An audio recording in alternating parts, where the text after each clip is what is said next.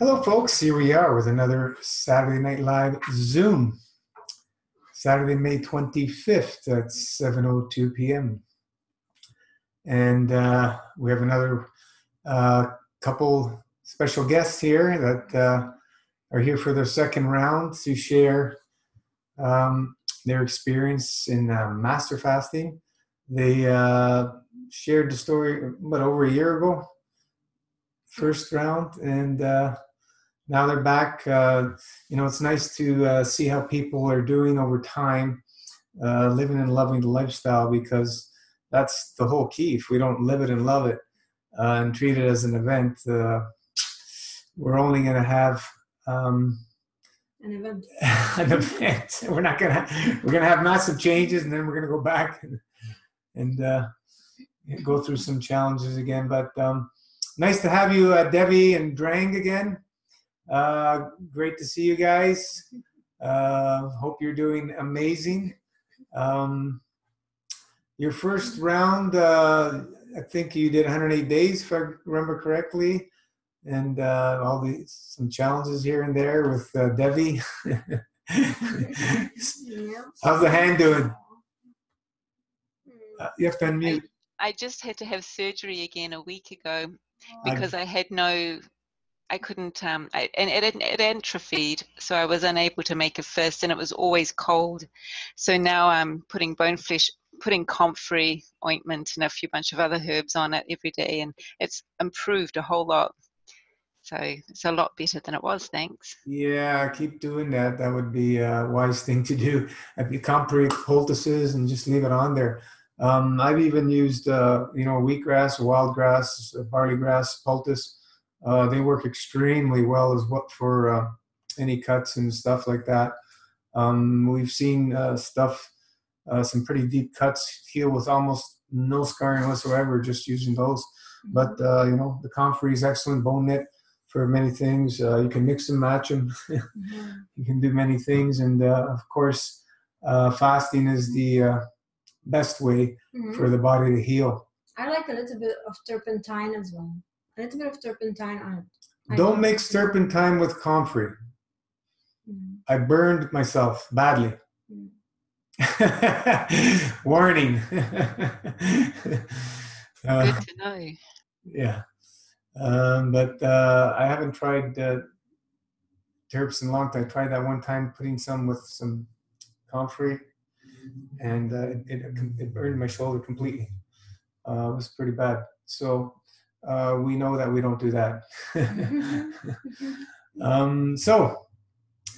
How was the second round? How are you guys doing in this past year? What was going on in life? Well, it was actually fairly uneventful.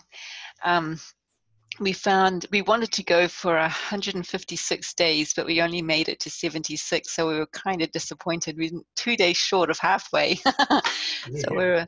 But we found that we were working full-time, 8 hours a day, 7 days a week, and it was hard physical labor, and it was just, we were getting really slow, and the work was starting to get compromised, so we decided to end it. But it was great. Like, we really didn't have the same issues the first time when we started doing it. The first time, the first 2 weeks were always the hardest because you're sweating so much, and but this time I think I wrote down a list. I have an Excel spreadsheet where I document all our days of dry fasting and fasting, and then another segment, I've got our experience on it. So what I remember is that, because we started December the 15th and we went for the 76 days. So we found we both had headaches and sore eyes on the first day and went to bed early. And then we found we both lost 10 pounds on that first day too, and we weighed ourselves the next day. And then the next 7 days, we just pooped out long worms, and that was the only time we noticed it every day, and both of us it was just amazing. And the 5th day, all cravings stopped. Not that craving was as big as it was the first time, because I think that first time really got rid of a lot of issues and things.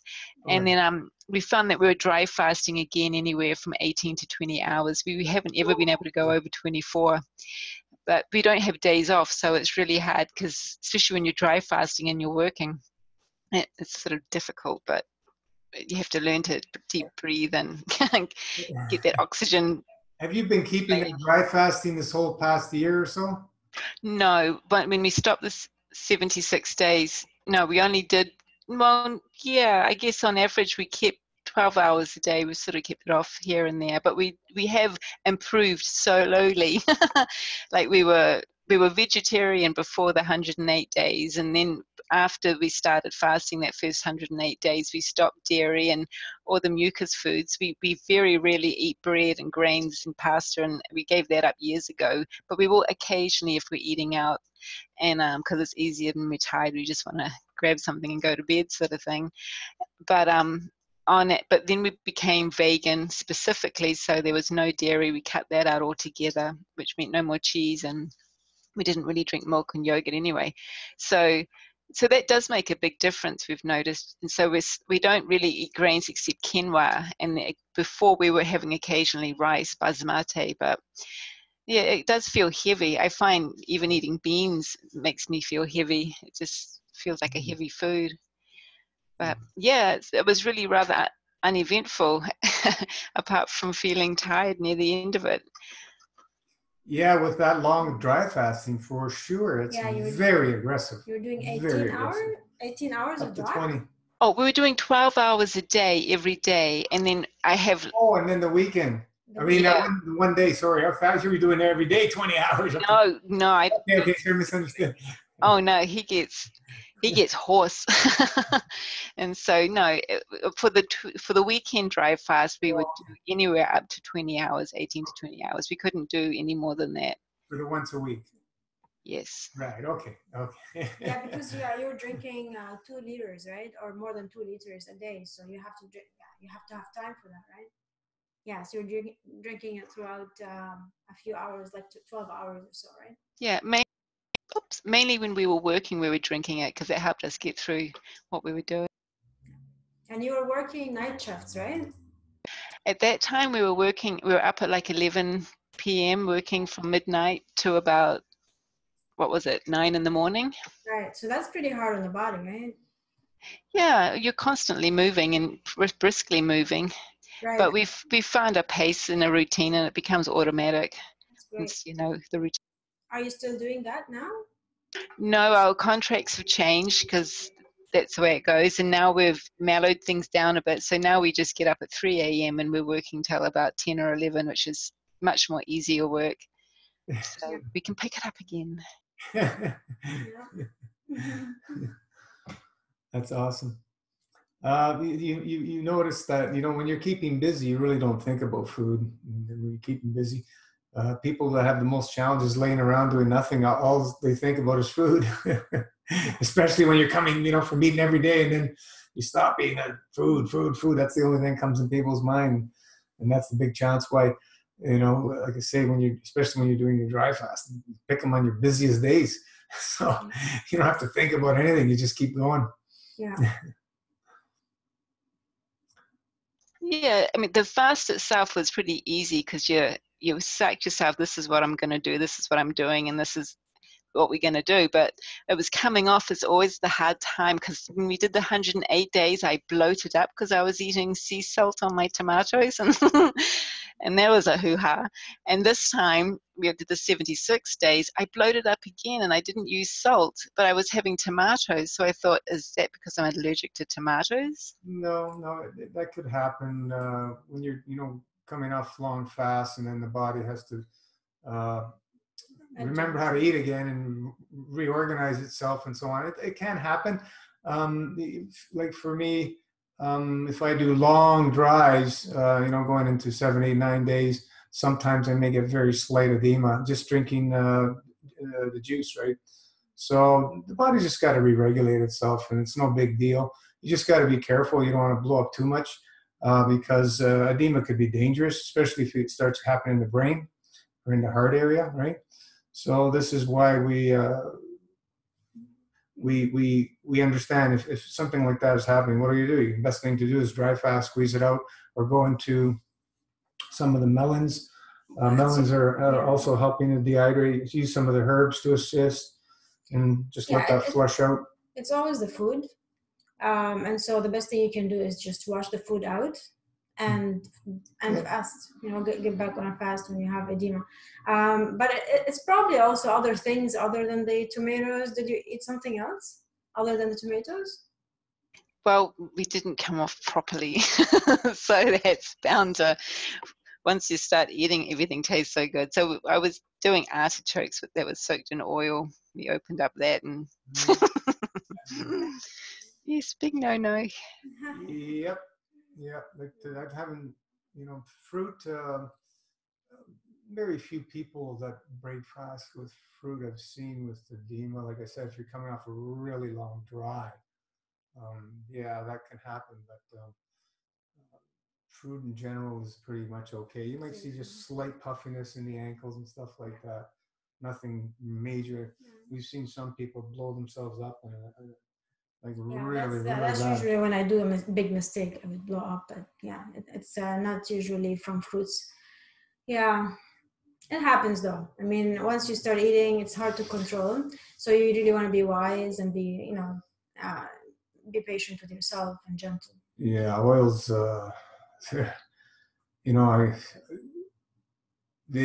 For me, my body does not want any oils at all anymore because after going through that high fat stunt, ketogenic thing, it completely blocked up my body from head to toe. And that's where I started getting all my fungus issues and joints popping out of a place, SI joints, ribs, neck, losing my hair, et cetera, et cetera, et cetera. And, I see people saying, oh, healthy oils, man. No, man.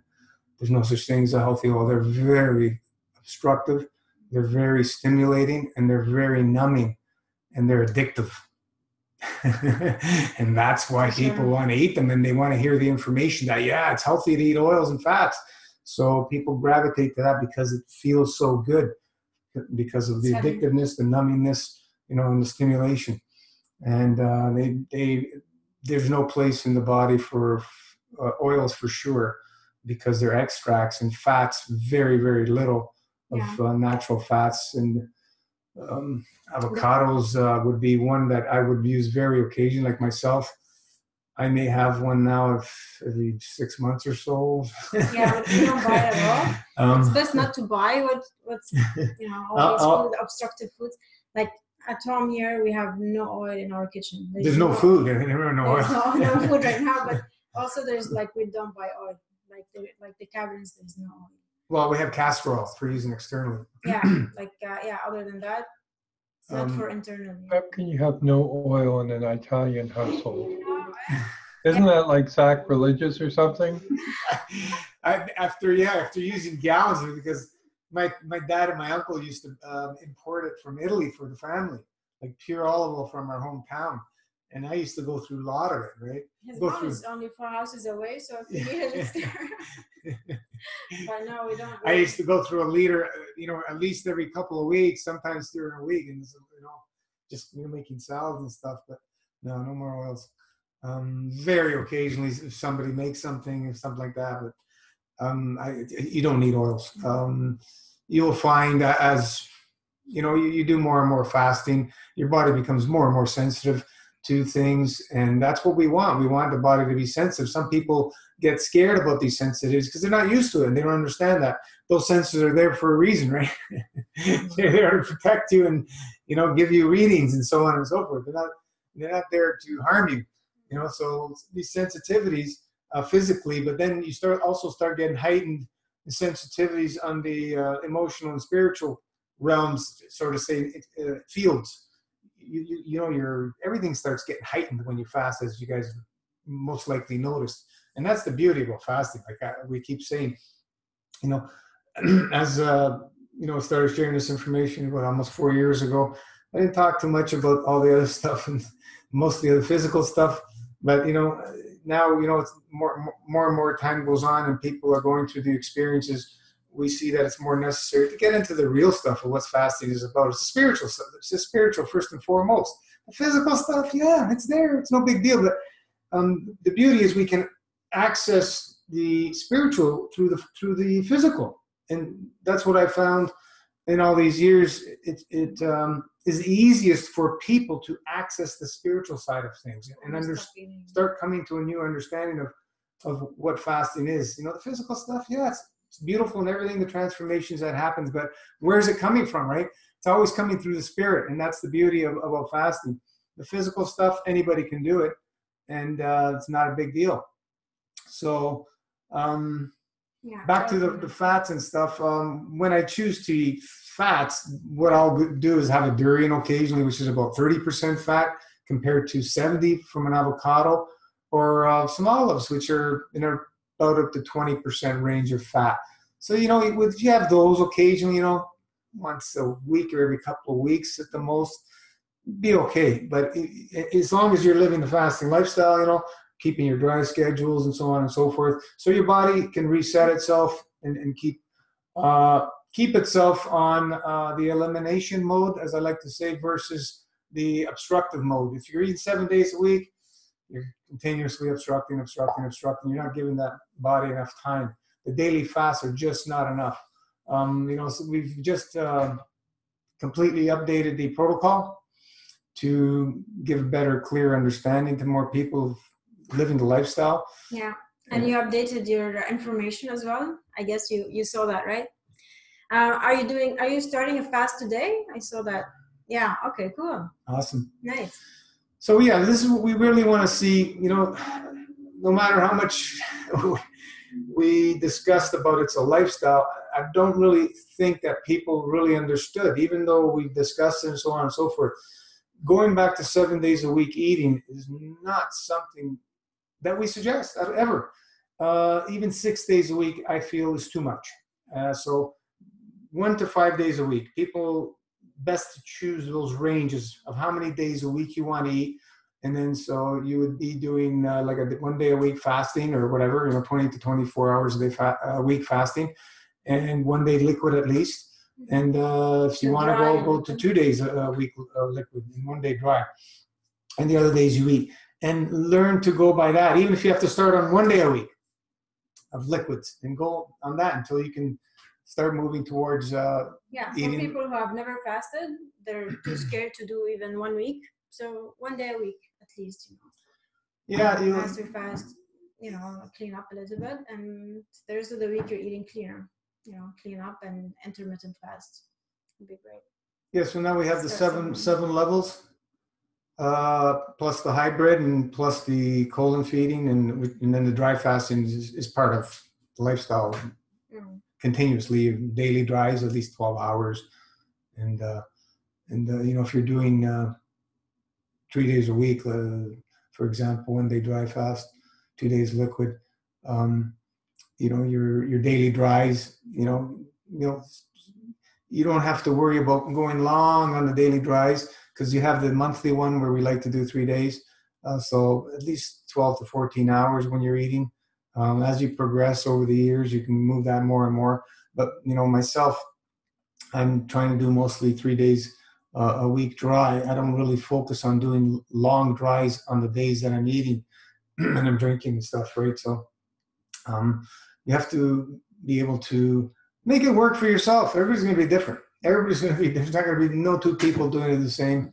And we can all find our balance in going towards less and less, as I like to call it, the art of subtraction, living the lifestyle less is more. Because it's very, very clear, as I think you guys know, what food is after you've done a long MFS, and how it reacts in the body and what it does in the different foods, because you're much more sensitive to what these foods are really doing to us. And we're not saying to stop food completely. You know, very, very few people will live on liquids, and even fewer will live on nothing but air and energy. You know, but we can do it part-time. We can all do it part-time, and that's the beauty, right? And you're gonna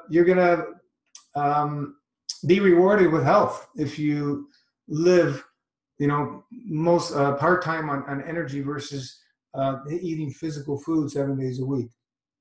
We know even through some of the science studies they've done, they reduced food on rats for 30% or something, and they live 30% longer or something like that. I don't remember the numbers exactly, but the answers are in plain sight if anybody wants to see them. For sure, we feel them.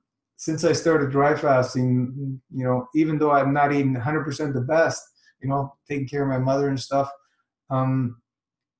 I have not had I don't get sick like I used to. Like before fasting lifestyle started for me, but before 1990, I was the first one to get sick, colds, flus, everything, always. And it would happen a few times a year. Once I started cleaning up and everything, I'd get one cold or something about every year or so, sometimes twice a year if I ate more fats. And then once I got into the fats, oh man, it started all again, all the mucus and stuff, and getting colds and stuff, and flus and everything. But since implementing the dry fasting, the way we are sharing the information now, You hardly get sick, yeah. I haven't gotten anything yet. I'm praying for a cold, because once you get a cold, man, it's the best time to jump in a fast, because your body's in that forced purge because it's just overloaded. And then you fast and it just pours right out. It's a really beautiful state. Some people, when they start fasting, they start getting that. It's almost like a cold feeling where everything just starts draining. And it's just, that's what we want. We want to have everything opened up and flowing out. And it's a great feeling. So Drang, how did things go for you?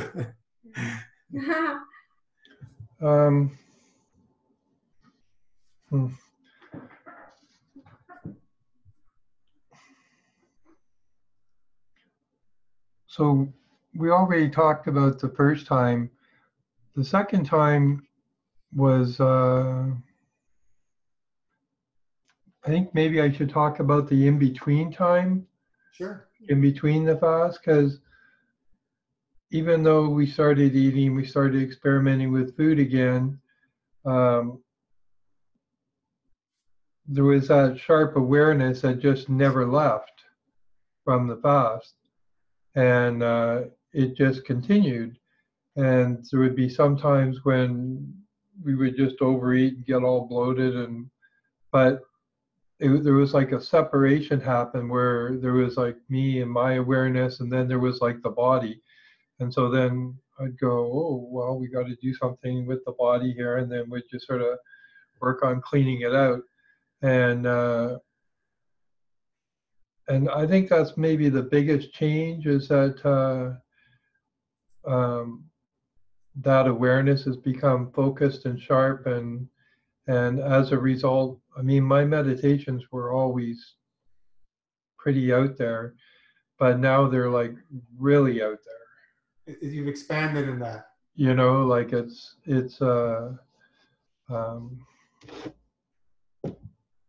anyways, so then when we started the last one, it was really interesting, because then the body started to catch up to where I was, and that was good, because then it just reminded me, because normally when I would do long fasts, it would be many years before I'd ever do another fast, whereas here, because it's like once a year we're starting to do a fast, the body doesn't have a chance to pick up all those bad habits and really get clogged up too much, right? Because we're just wiping it again, right? And that awareness that at any time we can just start again, and we're right back into it again, which is really nice to have that, yeah, and be aware of that. And now. I like what you said. You had to wait till the body caught up, because in this realm, it's in slow motion. I like to say, right? Everything takes time in this realm, but in the other realms, everything is instantaneously. So we just have to allow the process and be patient. The body will catch up to where you already are, and I love the way you put that. Well, without getting into my Buddhist practices, but in Vajrayana Buddhism, there's a concept that that we have beginningless lifetimes, and we've had beginningless lifetimes where we're born and live and die as all sorts of sentient beings. And when you start to alter your perception and your consciousness like that, then you begin to realize that in every single lifetime that we have, it's just, this is a body and this is what it's going through, but there's a part of us that exists in between those lifetimes that sort of oversees them. And with my meditation, what I've been doing is working on shifting my conceptual self-identity from this is me and I'm Drang and I'm doing this and I to this is me and the Drang consciousness and this particular thing is just one out of endless lifetimes that we've had, and so it changes, right? It changes the perception. And what I found is that this fasting is allowing the what did Buddha say, the attachments and the clinging to loosen, because it's not it's pliable. It's not like concrete anymore. Like Soft. last year we had this health thing for my business where we invested in a health plan, which was sort of a waste of money, but it was a good tax write-off. I didn't do it for the tax write-off.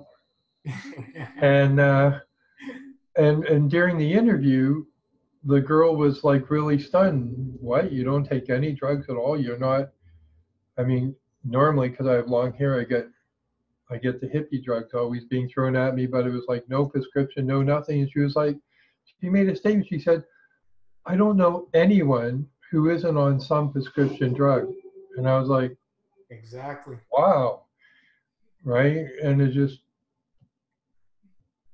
we have control over our bodies, right? And having control over your bodies, then it frees us to do more, which is why I still try and encourage people, if you're going to fast, meditate, because you're freeing your body, but there's, as you were saying before, there's a whole spiritual side, and we really need to work on that and put some time and energy. And I know because of different religious stuff that happens that people get really freaked out and afraid to even mention anything spiritual because of all the religious dogma, but I don't think it really matters what you're doing, whatever practice you're doing, as long as you're doing something, and then you'll come to some awareness, and eventually you realize that it's not an external thing, it's more Gnostic.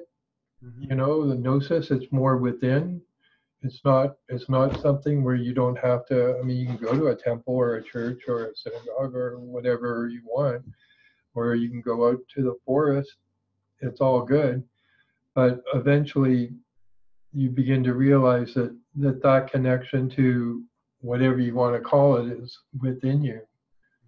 Right? And that's, if you look at study some of the old masters, regardless whether it's in the Christian or the Jewish or the Hindu or whatever, but all of them would fast before they did their big realizations. They would always fast. They would stop alcohol, they would stop meat, they would stop all of that, and then they would fast. And then they would apply their meditations or their spiritual practices, and then they would have these big awakenings. They would talk to angels, they would talk to God, they would talk to the goddess, they would talk to whatever, right? And for me, this is just I mean, you shouldn't ask me, because you should know by now. If you're going to ask me, I'm going to tell you. And most people probably don't want to hear that this is this is just an illusion. It's just a little temporary thing that we're inhabiting, and we're like these. What did Yoda say? We're not these crude matters of the flesh. We're luminous beings, and we really are. And the more we work on it, the more we meditate, the more we clear our body, and the more we purify it, the less attachment, the more we can start to lift ourselves up, the more refined our concentration and our focus gets. And the more we come into a realization that we truly are luminous beings, and there's this whole universe of luminosity around us that we can become aware of, going out into nature and just feel the life force, feel the prana, feel the mana going between all the everything, and just be part of it. So, yeah, that's what's happening with me. Awesome. About Buddha, I read on some site a little while ago about Buddha was not a fan of fasting after he went through a fast or something. Is that true? Buddha initially, in order to become Buddha, did a lot of fasting and a lot of other stuff. Once he achieved his enlightenment, then he started talking to people about a middle way, where everything was like in balance, right? So it's not that he wasn't a fan of fasting, because he clearly recognized that fasting helps to free you from the attachment of the I-ness, right? And the clinging of I desire and I. So no, it was fasting has always been there. It's just people take extremes, right? Like he was referring to the yogis that would fast in such a way that they would literally become skeletons, like not the way we do, where we lose a lot of weight, but we're still taking nutrients, but they would take in no nutrients, no nothing. They didn't have it together to be able to take in the plasma or the prana or the energy. And they were like literally just damaging their vessels as a way to alter their consciousness. And that's what he wanted people to stop doing. Avoid that, yeah. Well, yeah, when people are coming from an eating lifestyle and then trying to go to these extremes, we're not where we're, sharing. We have a prudent structure, and we want to have people be able to come to an understanding of this is a lifestyle, and you need to work at it for years and years and years till you pass on. This is not something that we do as an event and make everything change and snap out of it. No, Well, you have the protocols, right? Yeah, we need help, and we've learned a lot in the last 4 years with people sharing. We've learned so much more. We are experienced too, right? Like it's definitely not an extreme thing. You want to find your balance. That's the trickiest part, because the fast itself is easy, but yeah, like 108 days, it may seem extreme for people, but they don't see everything behind and everything after and everything. It's extreme if you go back to your old ways. Yeah, you're going to feel the crap. And some people choose to do that, and that's their experience, that's their free will, and that's their choice. But it's not something we would ever recommend. So we have to look at things in a whole different way of how are we going to be able to do this, live it and love it. And the one main thing that is missing out there is the spiritual aspect, the connection to source, God, whatever. That's the main thing, which could be through your prayers, through your meditation, or whatever. And that's why we see there's a mess out there. People are just so much focused on this fast-paced society, the materialism of things. And there's no time to connect with source. And that's why we see so much imbalance in Mother Earth, and we're destroying this planet. And we're all part of this problem, right? I'm taking responsibility for it. So I'm doing my best to be a part of the future we want to see, right? As Gandhi said, be the change you want to see, something like that. And, you know,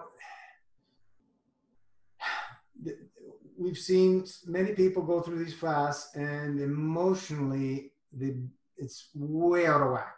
It's just, there's so much imbalance in their lives, and they're not making the changes from A to Z like we suggest. So they're still living in the same exact environment from when they started the fast, before they started the fast, and after the fast. And guess what's going to happen? They're going to go back to their old ways. Yeah, I mean, even if you don't completely change like a little, you know, we want to improve, and nobody's perfect, but you know, the idea is that we improve, not go back to our old ways. We all make mistakes, whatever you want to call it, but you know, their experiences, who cares? But the biggest key factor is to maintain, first and foremost, some sort of spiritual practice, I believe. And second thing would be, to help you in that, would be a fasting lifestyle. Sure. And it's clearly, talk to everybody who's done these fasts, and that's going to happen. There's just no way it can't happen when you start fasting. Especially the longer the fast, the more you connect. The clearer the body, the more you connect. Like, I had amazing experience in my long dry fast. Like, it's just, whoa, like it's, get to those states of no desire. And then I've never, ever felt that without fasting. I only got into it in my long dry fast. And it was when I did the first time, I felt that. I go, my goodness gracious. I don't need anything. You know what I mean? You get to that state. It's like a blissful state that you get into, and it's just beautiful place to be. And if everybody got into these states, let's say occasionally, let's say once every month, for put an example or whatever, how much better a world would we be living in? Right? You know, like, you know, you're regularly meditating. Are you daily meditating, Drang? You got both? Yeah? Awesome. I also feel, though, that it's a matter of learning some intuition. A lot of people don't trust in their own inner intuition, and there's so many thoughts about what's right and what's wrong, and too much information that they can't figure it out for themselves, and trust that what works for one person doesn't necessarily work for another person. So you have to go back to following your own intuition. I hear that a lot with women and children, and if they feel how they're raising the children or breastfeeding, and it really comes down to when you're intaking food, for what it does to you, and allowing that development of intuition. Exactly. You know, everybody's going to have to find the balance to make it work. And first and foremost, live it and love it. If you don't love it, you're not going to continue. And if you don't love something, you're not going to do it. So you have to find that way to enjoy. Yeah, you know. If I could interject for a sec. Of course. So, without trying to sound preachy or something, which sometimes I get accused of, then I say, well, don't talk to me then. But we embrace it all. One of the things that I've learned, and I'm still really ignorant, but one of the things that I've learned is that a human body is a human body, and yes, there's differences between a male human body and a female human body, but human bodies are basically the same with slight chromosome differences. And our minds are all the same too. They all function the exact same way, right? And our egos are, which I like to tell people, it's like we have these spacesuits that we're wearing, and then there's like this fine film of an operating system, which is ego. And the egos all function the exact same way. And then people start arguing, oh, yes, but I'm different from my brother, who's different from his mother.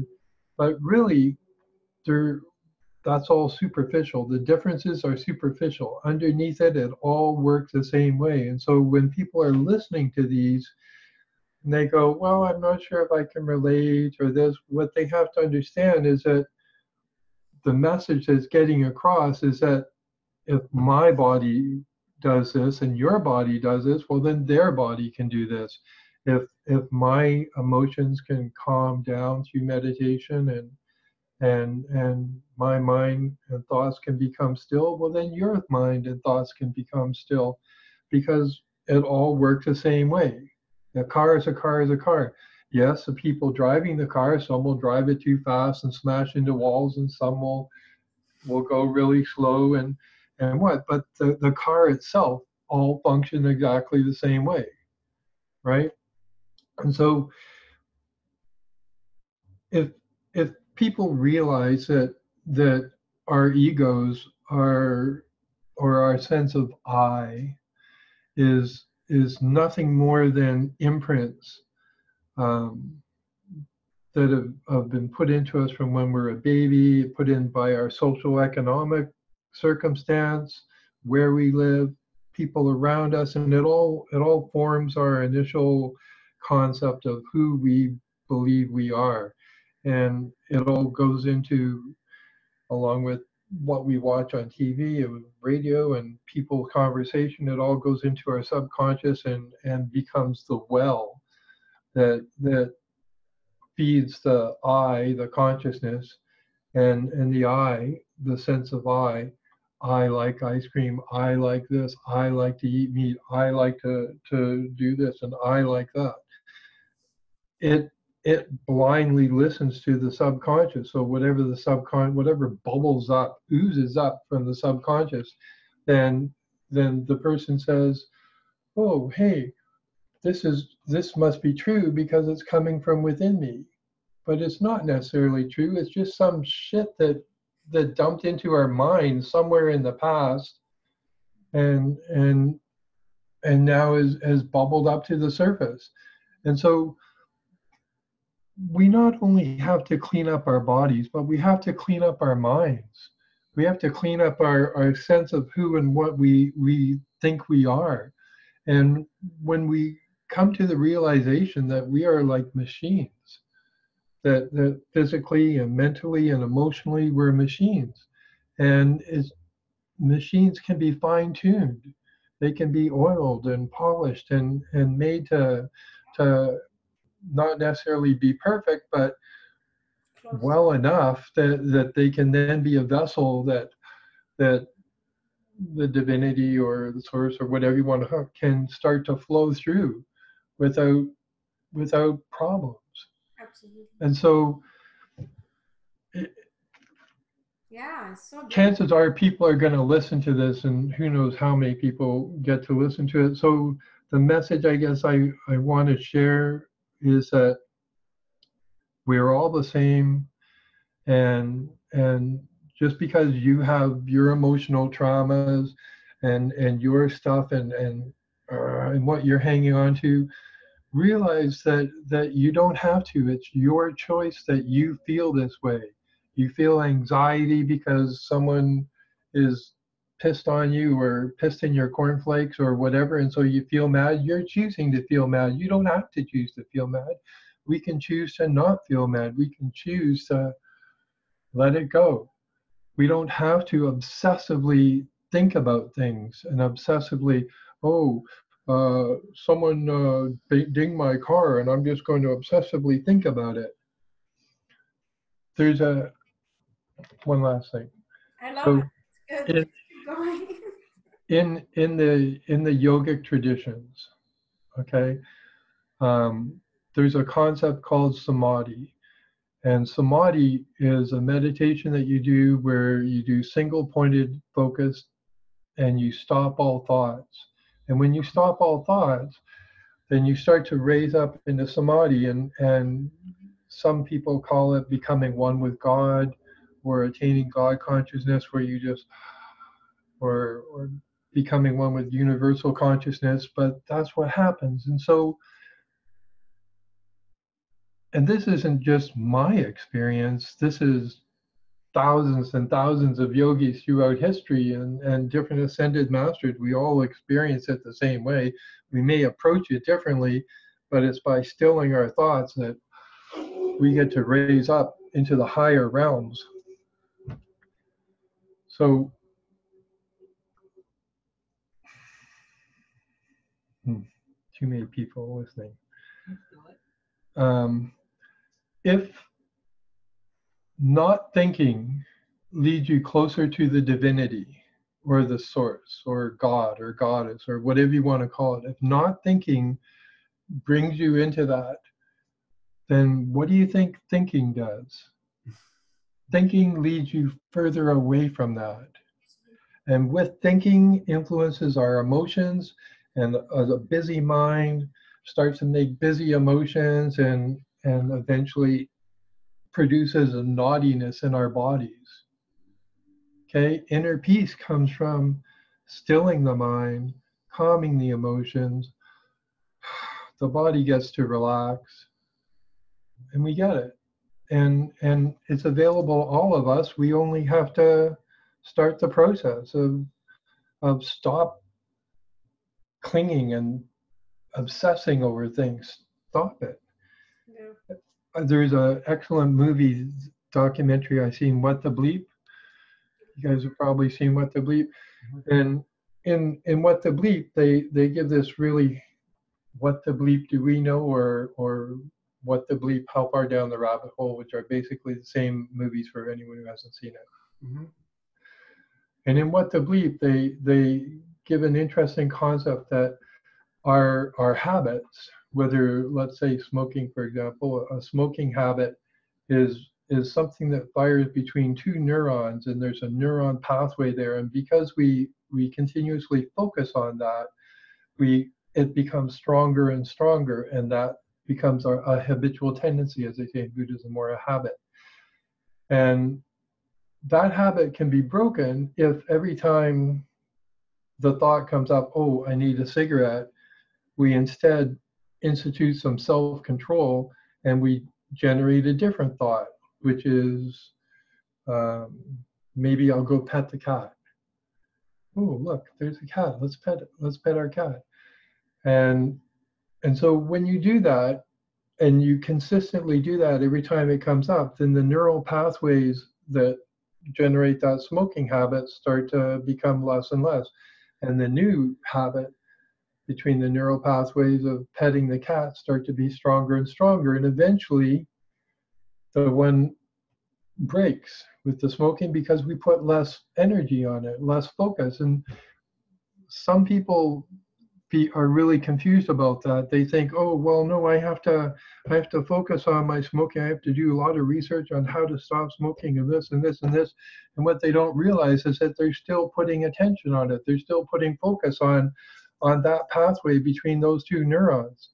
And that's not the solution. The solution is to create a new neural pathway that has nothing to do with that one, and consistently move your thoughts over to that. And if you do that, then you attain a form of self-mastery. And if you can do that, you'll live peaceful, happy lives. And if you add meditation and fasting on top of that, Wow, beautiful. then it's all golden, right? That's awesome. So good luck, people, in the future. Oh, thank you. This is the biggest thing that people have the challenges with when they fast is all weaknesses come to the surface. And what are all these weaknesses attached to? They're attached to physical obstructions and emotions, which right? And all this stuff comes to the surface, and they don't know how to deal with it. Before they're dealing with it. Yeah, before they're dealing with, suppressing it with foods or drugs or sex or whatever. Or some people have sports, whatever. There's so many ways. So fasting is a wonderful revelation to show you the mirror of truth of what the things that you need to let go.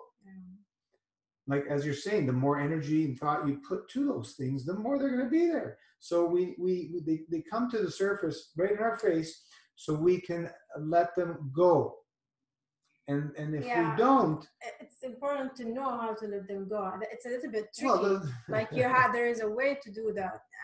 He's describing one example perfectly. Yeah.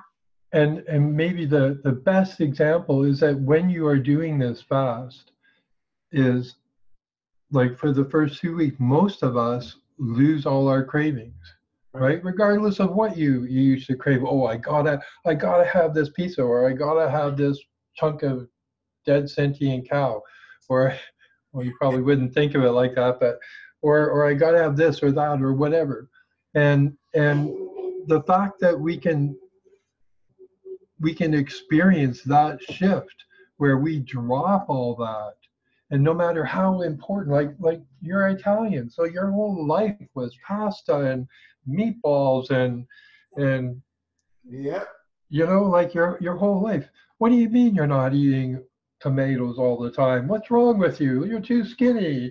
Come, eat more, eat, right? I mean, your whole family was like that. And the fact that you could change that, right, is the very thing. If we can change one thing, if we can learn to change one thing, like when we fast, where we change our eating habits and we realize that we don't have to have that pizza in order to live. We don't have to eat that dead cow in order to live. We don't have to in order to live, and we can live.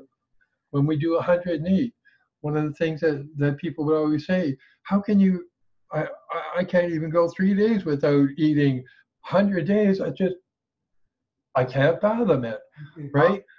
But when you exactly, I get them to try and bet me because I say you're going to die, and I say let's put some money on it, and then they wouldn't. Like, hey, I'm willing. Someone else can hold it. Free money. But to get back to that, if you can realize that you can, because people are obsessed in their lives, right? Like whatever their maybe whatever their tragedies are, whatever their obsessions are, it's real and it's possessive and it's got them and it's like got them by the throat and they can't break free.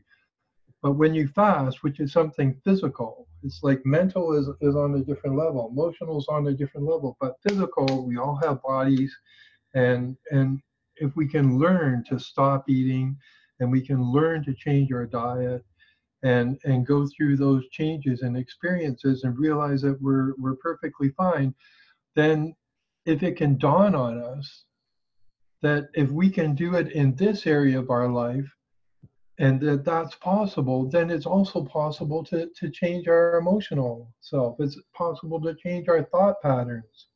Once you can change it once, and that's all it takes. It just takes that people can change it, have that self-control in order to do it once. And then amazing things can happen. And that's something like when I'm reading on the Facebook forum and in the group, I don't really see that people haven't really come to that understanding yet, or that realization that where they're like, oh, hey, I can do this.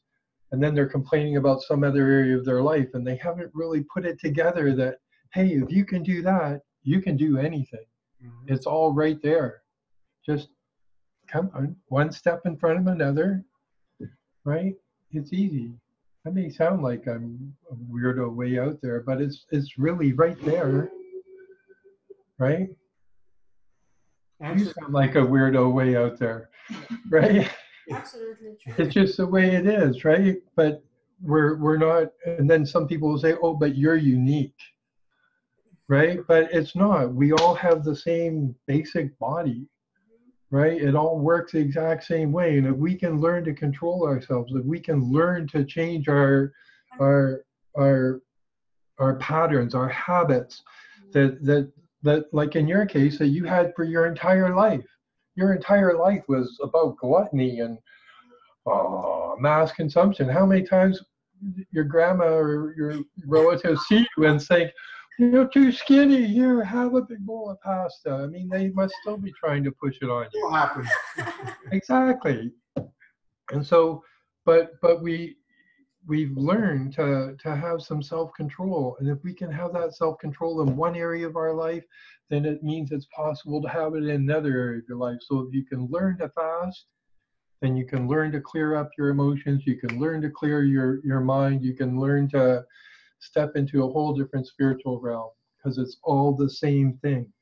It's It's just applying that skill a little differently. And once you've opened to the possibility that it can happen, and any of us who fast realize that it can happen, change can happen. We're not fixed in concrete and unmovable. We don't have to exist on a diet of spaghetti meatballs for the rest of our life. Anything can happen, right? And so if it can happen in one area of your life, it can happen in all areas of your life. You just have to let it happen, right? Anyways, sorry. No, Well, we can continue. just This listen. is the Why not? juicy stuff we love to talk about. You know, the physical stuff we've talked about, or It's we've so wrote about it so many times. But we got to get into the realization that the important stuff is the stuff on the spiritual side. You know, it's a challenge maybe for some people, and some people still maybe into atheism and everything. I don't know how the intelligent that's is structured all around us, but anyway, that's another story. We respect everything, everybody's belief system, and you know, At the end of the day, we're the same. You know, like we are the same. we all come from some source, and We are the same. Like in you my said, mind, we operate the same way, whether we like it or not. We do. Yeah, in my mind, there's absolutely no doubt there's higher intelligence that created us. It's just impossibility. That can't, you know, it can't be. Like it's not like it's not up to us, you know. It's just happened, you know. We just have to. We're the same, you know. It's not like one person believes in God and the other person doesn't. We're the same. It really is. We're the same at the end of the day. Like I think deep inside we all know. It's just I think we're just cluttered. There's one guy put it, you know, like for example, this bottle. How could this have happened just out of an explosion that randomly, or this pen, or this phone? There's an intelligence behind it. So you know they're saying the Big Bang theory, and okay, all this is an accident. Sure, there's no intelligence behind it. Okay, that's what you can believe. That's fine. Let me read some of the comments here if you guys haven't read them. Lisa, I think the spiritual practice is a challenge for people who feel deceived by religion or agnostic. Yeah, you know, we respect all belief systems, all religions, and everything. Find your path, find something that you can resonate with, and that's fine. You know, we don't want to judge anybody. Trust the beauties that meditation, nature have no religion. Yes. Lisa, I love what you're saying, Drang. I feel like I need your advice repeating to me throughout the day. I need to form new habits. My thought patterns are toxic and have led me to do things that not serve me, mostly binge eating. Well, you know, taking responsibility is the first step. I need to pet the cat. This is a good visual description. Yep, awesome.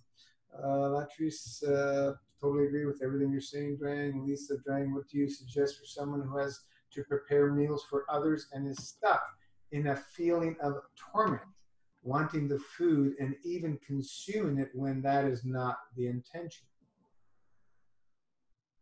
That's for you, Drang. Like an addiction, kind of, right? Can I answer that one? Oh, sorry. Yeah. So, like the last question by Lisa. What do you suggest for someone who has to prepare meals for others and is stuck in the feeling of torment, wanting the food and even consuming it when that is not the intention?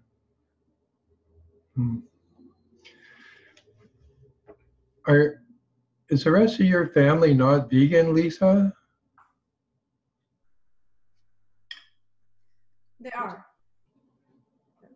I don't know if she can talk now. Yeah, they are vegan. Oh, so then you're talking about when you're fasting and they're not fasting. For the children and stuff. Exactly. Well, it's sorry. let's just say I'm preparing optimal nutrition per se. Let's just say that, and but everything that we're learning still can contrast what that is, and this is not since this is a lifestyle, and I'm realizing that it's not just that there's times of fasting that make it a challenge, but when not fasting, I'm still not to be engaging in eating these things. And so I don't know how I don't handle it well. And there have been times that have been better than others, and I've been able to just prepare and serve, and then there's other times when I've prepared, served, and then consumed, and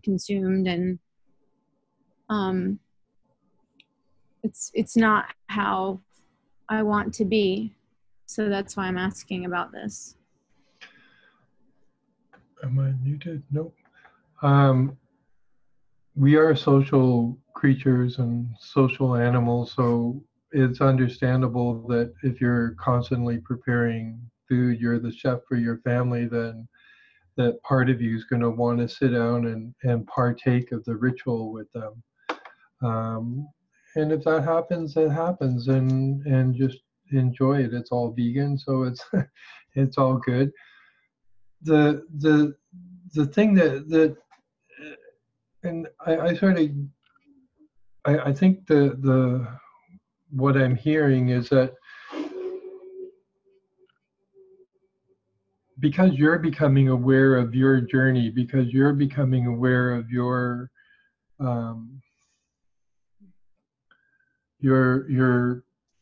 new path, which does tend to lead you away. Like even with Diva and I, because I go way out there, and she's more grounded and than me.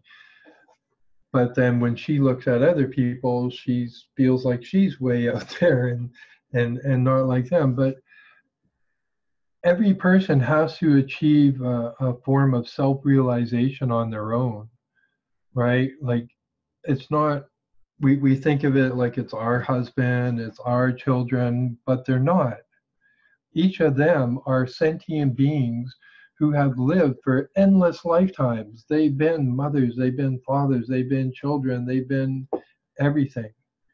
And just like us. And we are all on this journey together to learn self-realization of what is ourself. And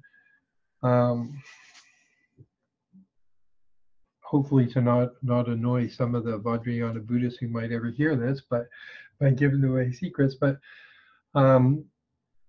most people that I hear when they want to achieve enlightenment, but they don't realize that you can't achieve enlightenment until you achieve self-realization.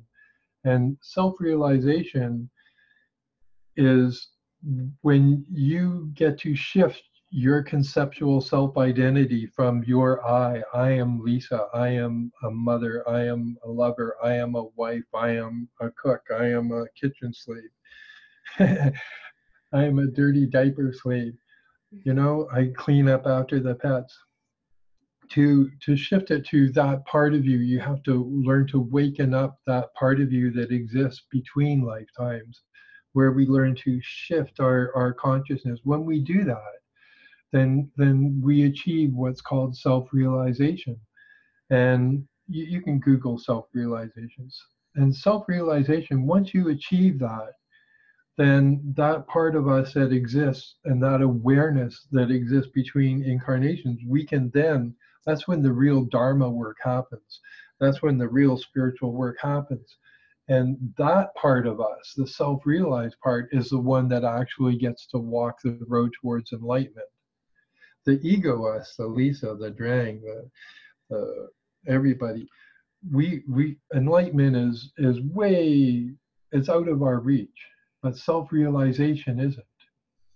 And so when you're with the family, realize that you are a sentient being, and you are on your path, and that these aren't, it's not your family, it's not your cats, it's not your husband, it's not your, these are just sentient beings that are temporarily inhabiting these suits, the suit of the children that came out of you, the suit of the husband that you lay with every night or not. And when we can learn to make that adjustment in our head without that clinging and attachment, then we can realize that the rituals that we perform for them, that there are other ways to feel that social joining, right? Rather than just sit down and eat with them, right? We can sit down and, for example, when Devi and I are fasting, sometimes we'll take some of our carnivore friends and we'll take them to a vegan restaurant and we'll turn them on to something. And then they're like, and they're eating and they're just, oh, and everyone around us is eating and we really love it because we really love the food. That's why it's one of our favorite places. But we don't feel any craving and we can still partake. We can still partake of the energy. We can partake of the consuming ritual without actually physically consuming it and altering our diet. You know what I mean? So if we can learn to shift our awareness from being Lisa the vegan, Lisa the mother, Lisa the lover, Lisa the wife, Lisa the owner of cats, Lisa the cleaner up of cats, to Lisa the sentient being that's temporarily inhabiting this Lisa suit, and continuously shift to who is the higher Lisa, who is the more Lisa that exists, that has existed in a Lisa suit, that's existed in a Bob suit, that's existed in a cat suit, that's existed in all these suits throughout on this planet and others. And because you've done that, you don't have to be trapped in this one awareness of this particular body and with all its constraints. And if that's your practice and that becomes your meditation, to constantly work on shifting that conceptual self-identity from I am Lisa and this is my path, to I am something greater. I am something that birthed this Lisa incarnation, and I will birth other incarnations, and this is part of my process until I learn to not have to birth incarnations anymore. So like it's a temporary thing. Like think about it as a temporary kind of thing, right? As a what thing, sorry? Temporary. Temporary. Like temporary. Oh, temporary, yes. Yeah, because it is. It's a, Buddha said that life is impermanent, right? And if you ever get the opportunity in your meditations to go through your past lives, then it's an interesting experience, because you experience it like watching a movie in reverse, and you sort of get to the moment of your death, and then I fast forward or rewind a bit, and then I play it a bit and I experience that, then I rewind and I play, and then I'll go to another one and another one, and all of those were me. They were me in a different body, and in some bodies I was a murderer, in some bodies I was a saint, in some bodies I was a monk, in some bodies I was just out there killing and slashing, some bodies I was a rapist, some bodies I was a monk. And we've literally all done it all. We've been everything and we've done everything. And in each of our lifetimes, we thought, this is it. This is all I am. And we keep falling into this trap. And that's why we're stuck here. That's why we're still incarnating, because we're still caught in that trap. But if the Lisa who isn't Lisa, who is empty of Lisa-ness, can start to wake up, so that is present in the Lisa suit all the time, that emptiness of concept of self, of concept of ego, if that can be present and learn to make it a moment-to-moment meditation. I mean, it's good to sit on your pillow, but it's better to have a moment-to-moment meditation going. And if you can learn to do that, Lisa suit, then when you're with the family, when you're with that, you'll be aware that it's yes, they're your responsibility because you birthed them as children, but they're not really yours. They're not yours. It's not your possession. It's not your attachment.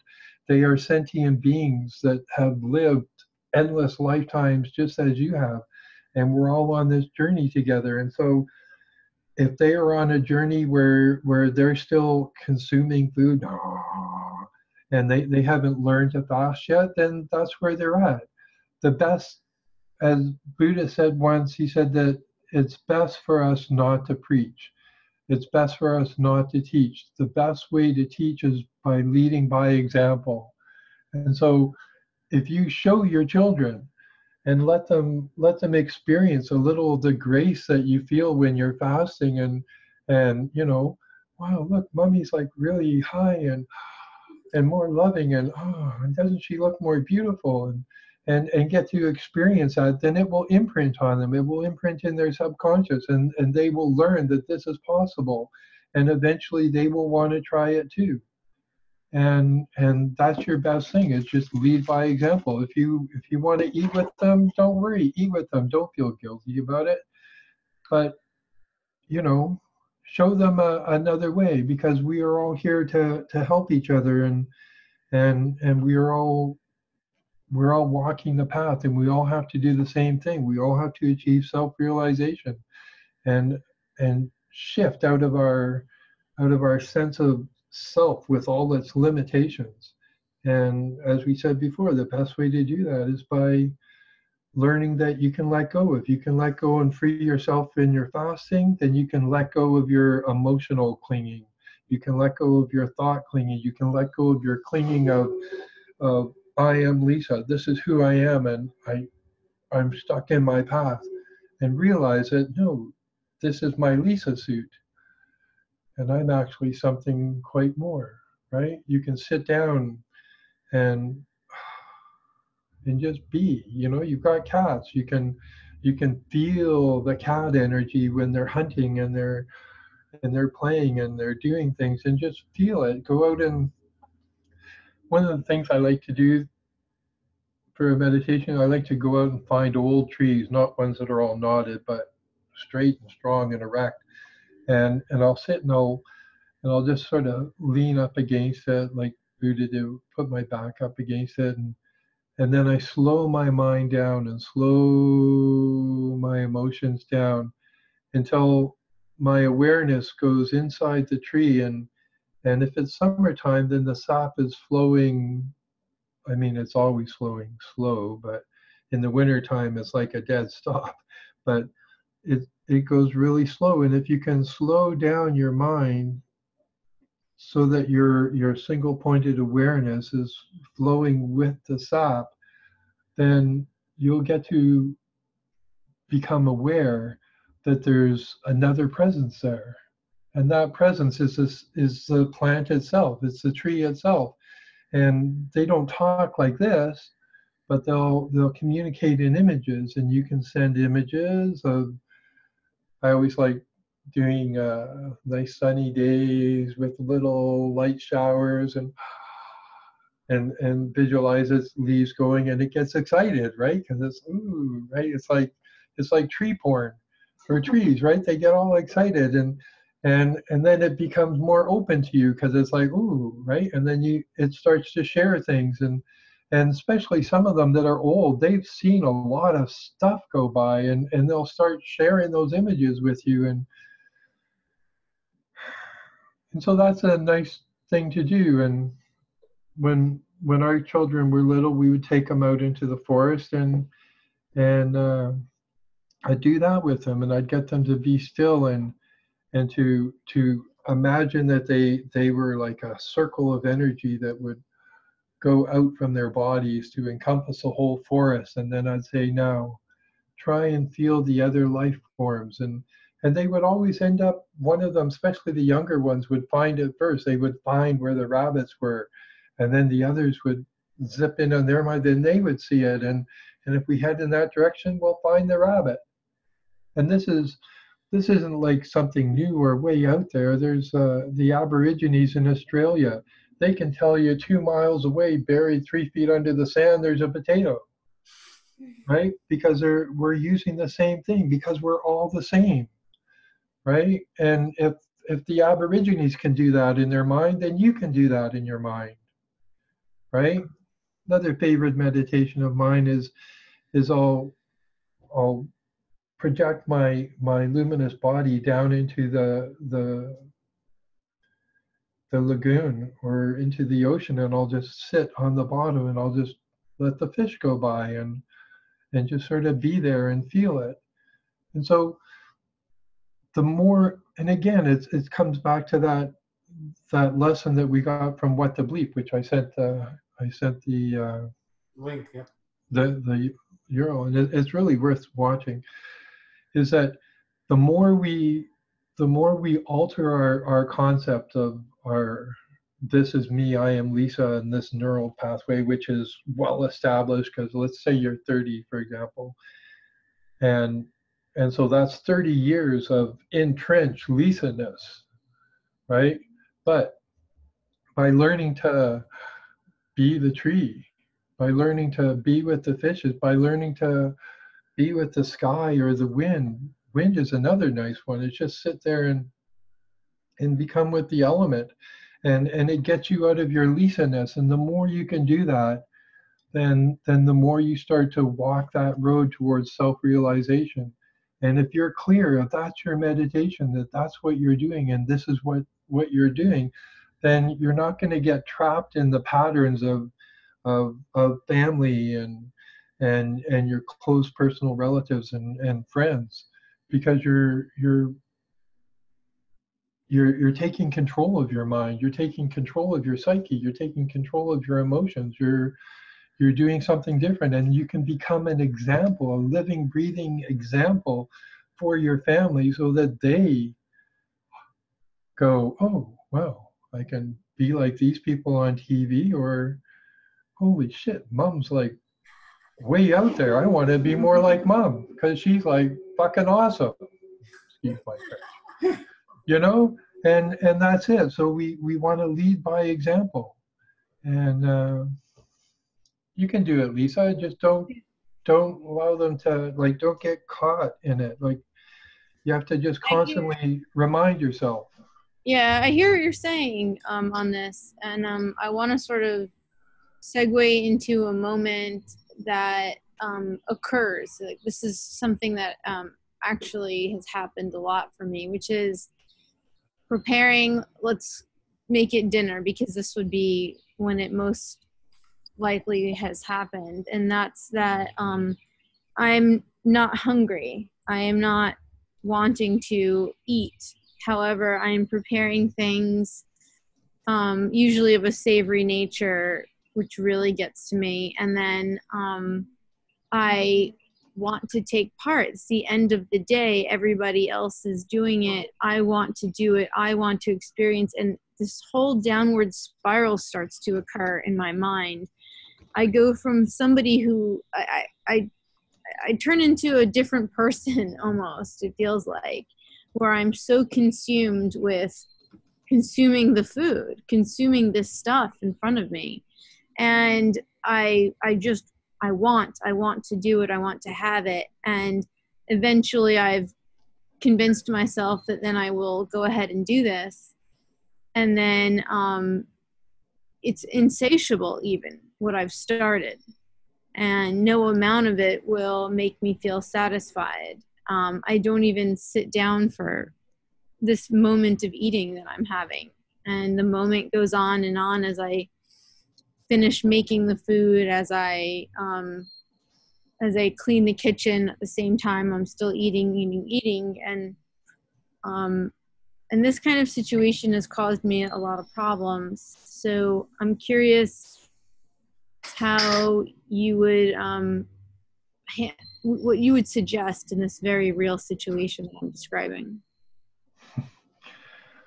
Everything I was describing, including the meditations, are very real meditations and very real practices. But well, yeah, I know that. I'm just I know where I go in my head, where it becomes all me. Right. So You've done 108 days, right? Yeah, I have, and it's something that's frustrating too with this part of my history, because I am somebody who has done very long fasts, and throughout those I have been the chef, and I have made all the meals. So why is it that now I find myself breaking my fast in these moments of preparing food when that is not my goal? I just, if I was able to do long fast before, why is it so hard for me to stay on my fast right now? Because I have broken many small ones. I have made many of these. I'm curious about your perspective on it. What's wrong with the many small ones? Well, they weren't my intention. They weren't. I mean, I do have very real things that I want to work on in my physicality, but yeah, it was not my intention. And so I know I am learning. I know I am learning in every one of these moments. So I am grateful for that too. But Have you ever tried just taking a couple of days and just glutting out and just eating and eating and eating and eating and puking and eating and just until you just go and get it out of your system? I know it's like radically different than what we're doing with the fasting, but sometimes if we need to just get it out of our system so that we there's no, it becomes, with some people it's like when you're young and you're told you can't have sex, but your hormones are racing, and so it's just the thing that's in your mind, and so you're just constantly seeking for it. And so and in our case, less is more, and all of that. But if you're really having trouble with that, well, then just maybe you just need to ground it in yourself that if I just like eat not take a food that's disgusting to you, like I don't know, maybe like vegan ice cream or something, and just non-stop eat it for 2 days until you're just sick of it, and then maybe you'll get to back to that place where you realize that food isn't what does it for you anymore, right? That food doesn't have to be that. Because I watched you on your fast, and you were just glowing and beautiful. Like, I mean, I wished I lived around you so I could go hang out with you. Well, I think this is a hard thing for me, but I have great moments for sure, but I also have lots of duties and struggles and issues, and in the real time, I don't know, in my real life, or when I'm taking care of all these things. But yeah, my Lisa suit, it's not like there's part of the problem right there where you're referring it to your real life. It's like your fasting is your real life. Your veganism is your real life. Your activism for the rights of other sentient beings is your real life. Raising your children that you birthed is your real life. It's all your life in this lifetime, and right up until the moment you die, it is your lifetime. And so don't try and make any one part of your lifetime more important than another part of your lifetime. You know what I mean? Like it's not that eating has to be more important than fasting, or fasting more important than eating, or children more important than fasting, or fasting more important than spending time with your mate. It's all the same. It's all, we are in this body, in this suit, and the more we look after the suit, the clearer our mind becomes, the more we get control of our thoughts, the more we get control of our emotions, the more at peace we feel. And we don't make it where this is more real than that, right? Because it's, from the Buddhist standpoint, this is all samsara, it's all Kali Yuga. as a Hindus would say, it's all a delusion. It's all a delusional existence where we think that our I is what's important and this is what's important to us, and it's just a trap that you're in, and it's just a slightly different version of it than the one that the Buddha had to face, and the one that the different saints had to face, the one that I have to face, the one that everyone else has to face. We are here, and as I've told you before, right? I'm always here. I'm always present, and anytime you want, just focus. And I'm like a burning bright light that just doesn't ever end. And because you're not in front of me, you don't get burned, and you don't start sweating all the time, and like she does. But it's there, and there are other bright lights in your lifetime too, and we are always here. And so when you get confused, when you're out there and you're just like, and you suddenly wake up and you go, what the fuck am I doing, right? Just stop for a second, focus on those that you know that are strong. Focus on the little Italian guy over there, right? Focus on his new mate sitting there beside him. Like, focus on any of us, and just realize that you aren't caught in this trap. It is not permanent. It is not forever. It is just there. If you are like Diva would get, where she just like wants chocolate and because she can't control her emotions and whatnot, well, then I just start feeding it to her. I just start feeding her dark chocolate all the time until she's just sick of it. And then she has to come to an awareness that her craving for her chocolate wasn't what she really wanted, and she has to learn to go into something deeper. And it's the same with you.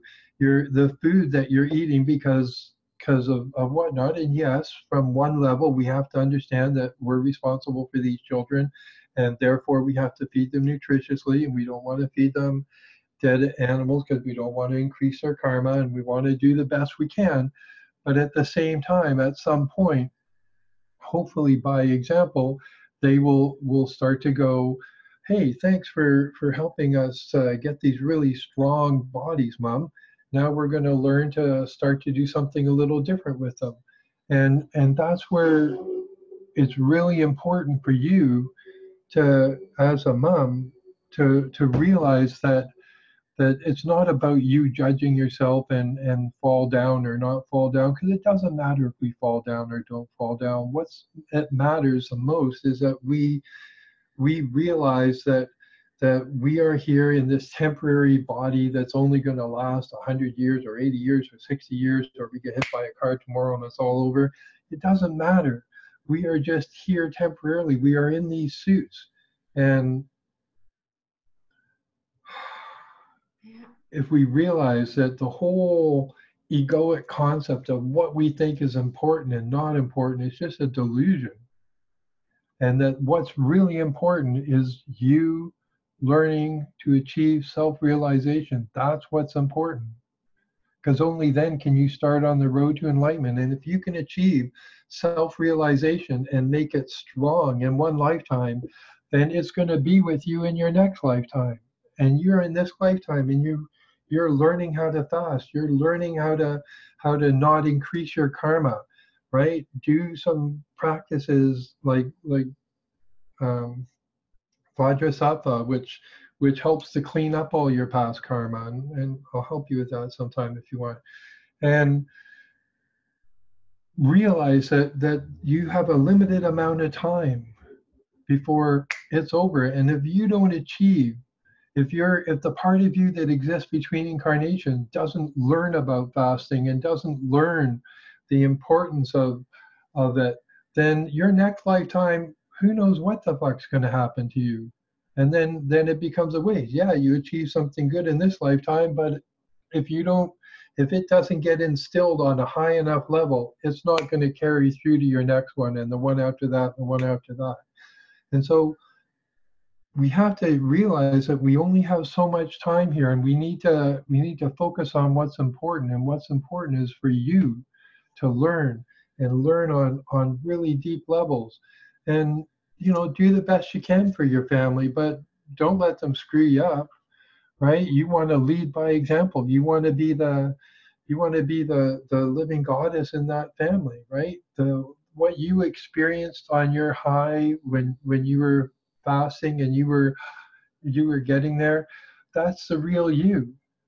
And this other part that gets confused and it doesn't, that's the delusion you.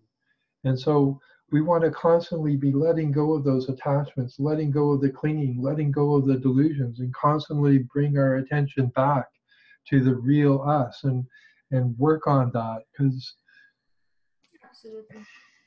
right, and that's what's, you can do it. I know you can do it because I've touched your soul when you were fasting, and I know exactly who you are. You can do it easy. You're just getting caught up in the I am Lisa the mom, I am Lisa this, I am Lisa that, and that's becoming real to you. But it's not. I'm telling you, it's not the real you.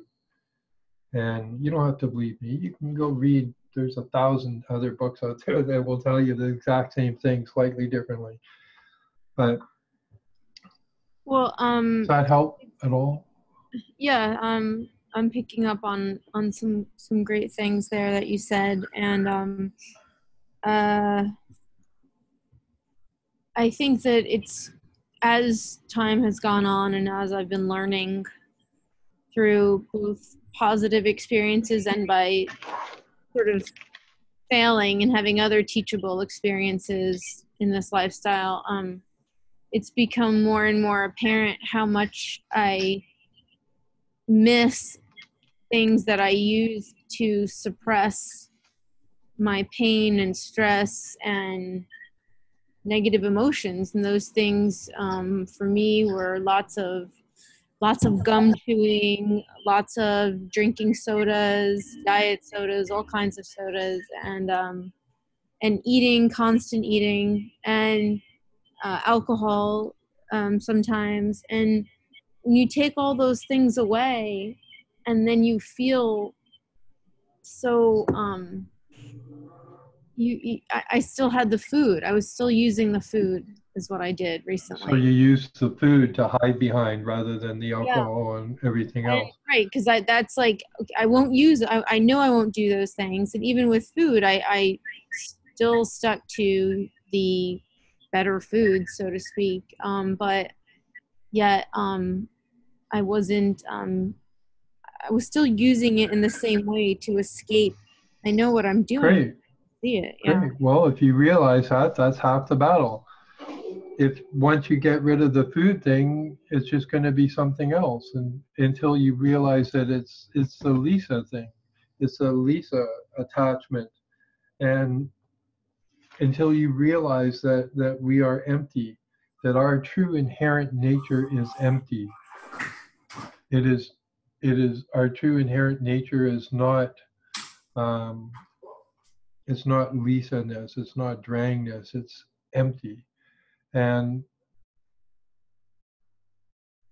until you can learn that, you can substitute it with all sorts of things, whether it's alcohol or drugs or food or exercise or sex or this bunch of exercise or that, or hiking in the woods or whatever. People are always hiding and masking their feelings, right?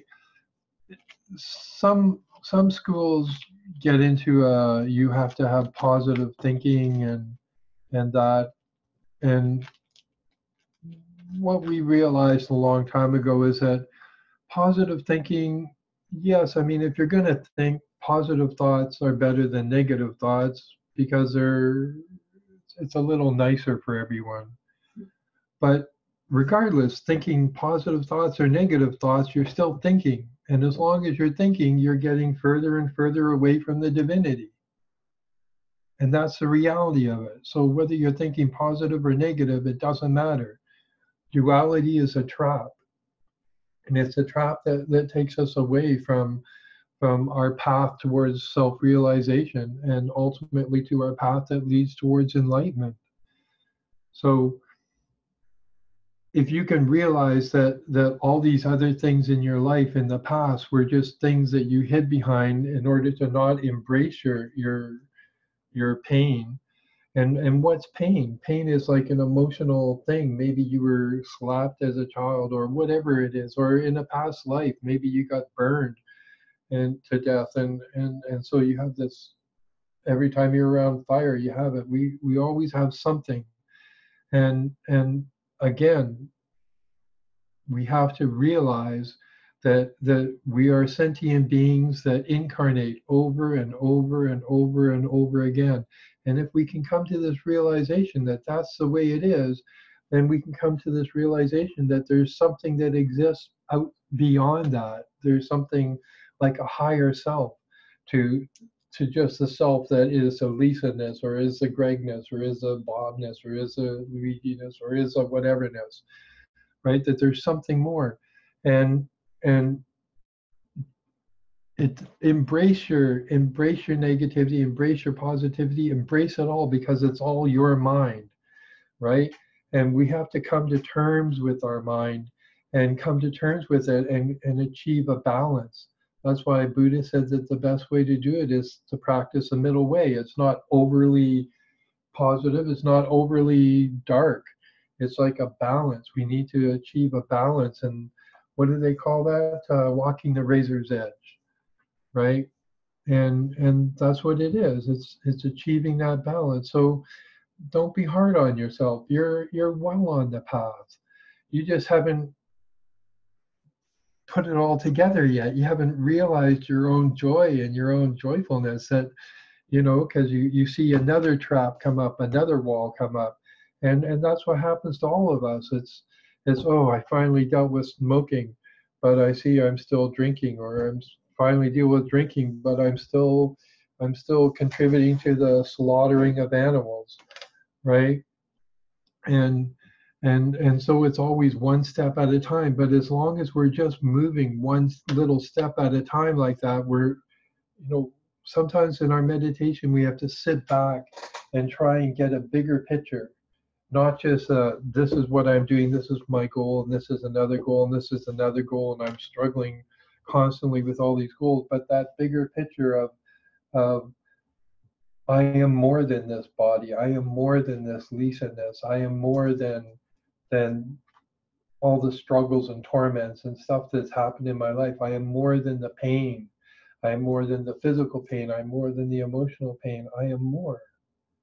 And to learn that moreness that within us. And if we can do that, if we can make that shift, if we can learn to calm the mind from constantly wanting to bounce like a little monkey to another thing, oh, well, I'm going to substitute it with this, or I can finally get my food cravings under, and now I'm going to crave this, right? And realize that we're just substituting. And even what you said there, that you realize that you've just been substituting one thing after another, and masking and burying those same things. Well, Lisa, just dive into it. Just go out in the woods by yourself, dive into your emotions and scream.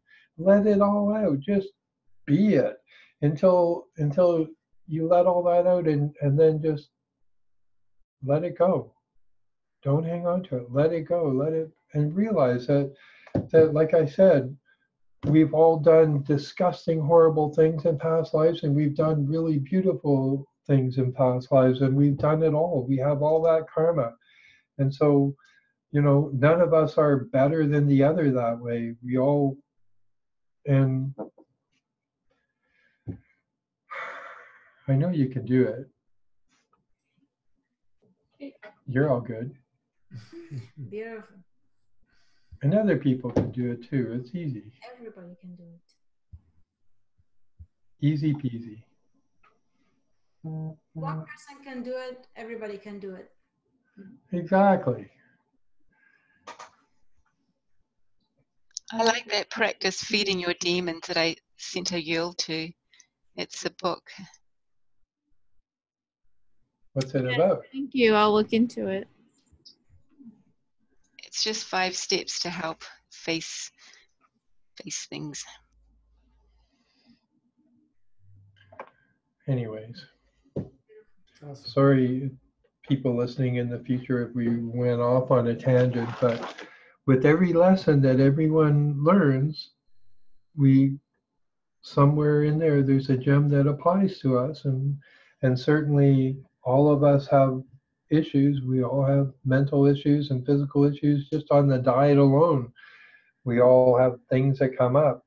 You know, and that first time when we dieted, we had cravings come up. We walked by the pizza place and went, and even though we don't really like pizza, we still went, oh, that smells really good. And we go by and smell cinnamon buns, and that smells really good, and all these cravings. And so rather than suppress them, we just let them out. We just we go, oh, look, there's a craving for cinnamon buns, and we let it go. Because as soon as you suppress it, then it grows into something bigger. And that's where that whole concept of feeding your demons comes in, right? Rather than suppress it, let it out. Like the Dalai Lama once said that he had this fellow working for him that was just a real irritant. He was just always irritating him, and Dalai Lama kept feeling this anger coming up in front of him, and he realized that it was a good thing that this fellow was actually helping him learn, because it was giving him the opportunity to deal with that. Because, I mean, in the Dalai Lama's life, he doesn't get many opportunities to deal with anger and learn those lessons like the rest of us do. And so he used it as a learning opportunity. And so when things come up in our lives, just remember, it's like when a craving comes up, just recognize it. Say, oh, look, there's a craving, and let it go. If people are eating and you go, oh, look, I that looks really good, I want to sit down there and do it.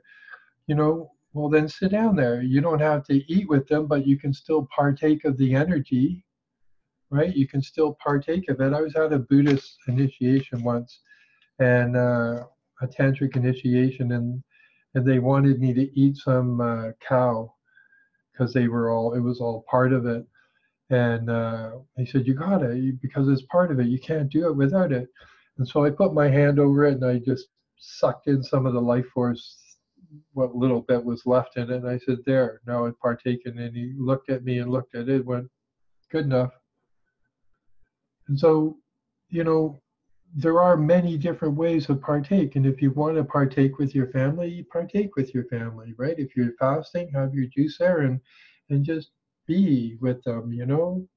Just I have had a lot of successes, right? And that's sort of what makes this what I'm going through so confusing, because even when I went to a raw food Thanksgiving event, yeah, that the whole plan was that everybody was eating, and there I came in with my juice, and I was totally cool with it. I was just happy to be there and socialize. I didn't have a problem with being around all that food. In fact, I'd even made some of it for them. But then months later, I find myself preparing food while I'm fasting, and then just diving into it and eating unbelievable amounts of it. And how did it make you feel? How did it make you emotionally feel? How did it make you physically feel? Ultimately not good. I mean, there's a level of stimulation which comes through, right? And so that's it's a nostalgic feeling is what I've found. And so great, I'm riding this feeling, but for me, I tend to do things it's all the way or not at all. And so I just keep going with something and I don't stop. And then, of course, I felt very badly physically after that. Right. But feeling badly isn't necessarily productive to your path, because it's just another weird emotion that gets in our way. Right? If you screw up, and like as a vegan, if you eat something that has dairy in it, then you go, oh, I'm sorry, cow. I didn't realize that was in there, and let it go. Right. Well, right? I think that There's a also some element in there of saying I'm sorry to myself, like just letting it go, because I have a tendency to be upset with myself for what I've just done. and hold Right. it against myself. Right. And so, again, emotional turmoil or mental turmoil leads you further away from the divine. There's a reason that they say that that certain emotions are demonic, like anger and people can relate to that. But what they don't realize is that it's not so much that emotion is being generated through, but it's that whole being caught in the emotions and having no control, no self-control. Just there's a meditation that I like to teach to some of the newer people on doing the path. And that's that if you imagine there's a river and it's a really wavy river because it's a windy day and the river's really fast and it's really choppy and it looks like 30 or 40 knot wind, right? So it's just wave after wave after wave with little curls on it. And each one of those is a thought.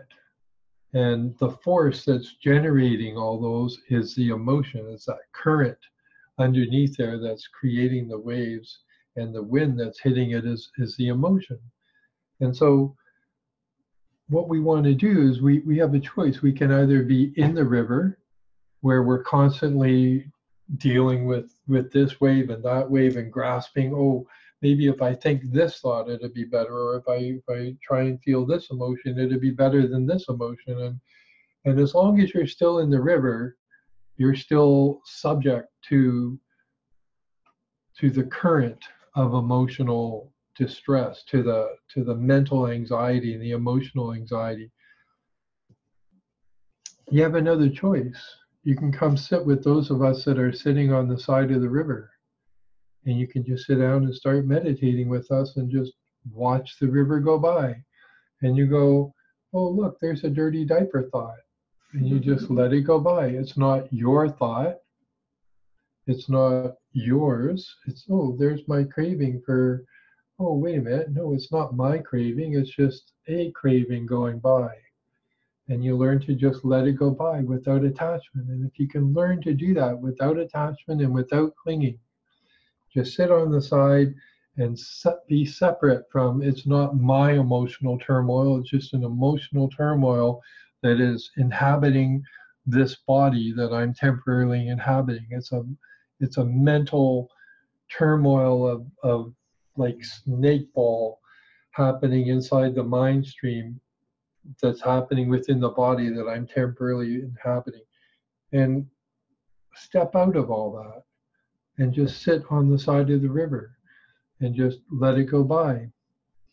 And eventually what happens is the longer you sit on the side of the river, the more the wind starts to subside and the more the current starts to subside until that river becomes like a slow stream. And eventually that stream will even dry up and it will all go down onto the ground. And the longer you sit there, eventually mountains start to disappear and everything starts to change around you. And then the water will start to come up underneath you and there'll be a lotus formed and you'll be sitting in the leaf of the lotus and it will come up and there'll be a lake. And there you are, sitting there in your self-realization in the middle of the lake on the lotus. And that's where that meditation leads. That's the height of it. On the low end of it, it teaches us that we don't have to be consumed by these thoughts, by these emotions, that we can separate from them. And even if you don't believe you can do that, then here I am, and I'm just some weirdo long-haired hippie freak somewhere in the other part of the world, and I'm telling you that yes, you can. And not only am I telling you that I can, and some of my friends can, but I'm giving you permission to do it. And so now you have permission. You have permission to come and sit on the side of the river with me. Come on, come and sit on the side of the river and just let it go by. without attachment, and watch what happens. Because it's like fasting. You don't have to believe that Italian guy over there. You don't have to believe what he says. You read it. You read all the stuff that's been written. You read what other people are doing, and then you try it for yourself. And you go, holy fuck, it works. That was easy. It's the same. Those of us sitting on the side of the river, you don't have to believe what I'm saying. You can come and sit on the side of the river with us and do it. And let go of the thoughts. Let go of the emotions. Don't suppress them. Just, they are not my emotions. They are not my thoughts. They are just thoughts and emotions going by.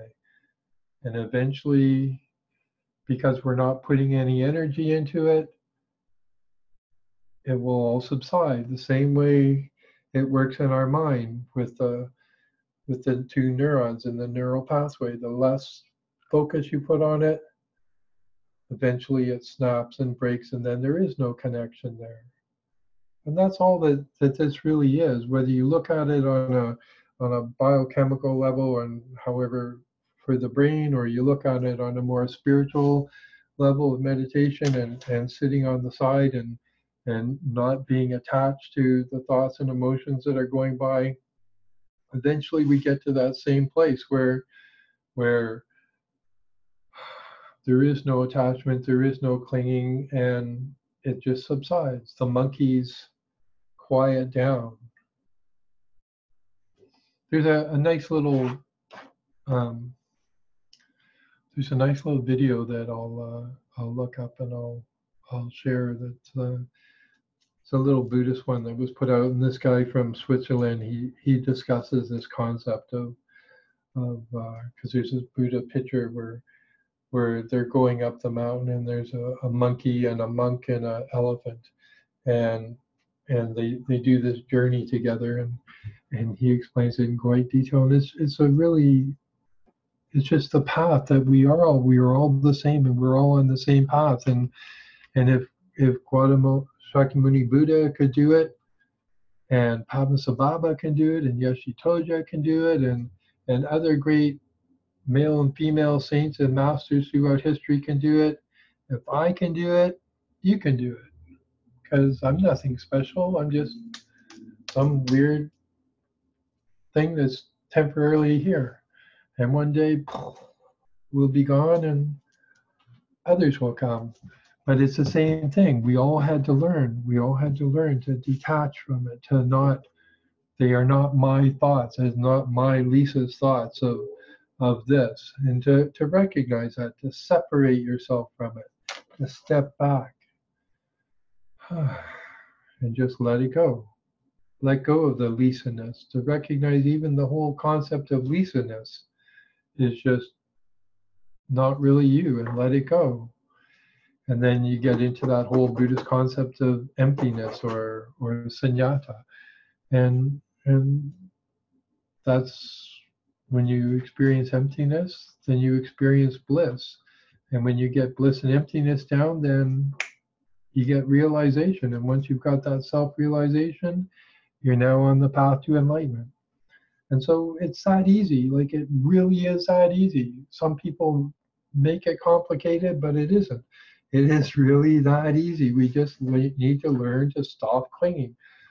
Shakyamuni Buddha said that the root of samsara is ignorance and suffering. The root of suffering is attachment and clinging. If you remove attachment and clinging, you remove suffering, and then you start to step out. And that's it. You can do it. Like you've already done it. Like Diva, when we first started to explain the concept of ego to her, we would explain it to her one way, and then she would get it. She would get it, and she would understand that was it. And then she'd do something and would go, oh, look, that's your ego. And she'd say, no, you said that was ego over there. And we go, well, no, that's ego too. That's just another way. And then I had to finally remind her that when you're in art class in high school, that have like maybe a vase or someone sitting there, and let's say somebody's sitting there, and and so people are drawing, but everyone's drawing is slightly different because they all have a slightly different perspective of the same thing, right? But it's still the same thing. And so there are many different ways of doing it, and whether you chant or whether you pray or whether you do whatever, as long as you learn to separate from your thoughts. They are not my thoughts going through my head. It's not my craving for pizza. It is not my craving for beer. It's not my craving for cigarettes. It's not my craving for this. It's not my emotional anger. It is just anger. It is just a craving. And once we learn to separate from ourselves, then it doesn't possess us anymore. Then we become free.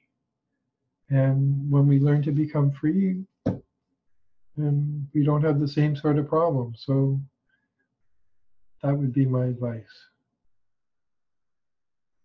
if that helps. Thank you, Drang. You're welcome. Thank you, Lisa.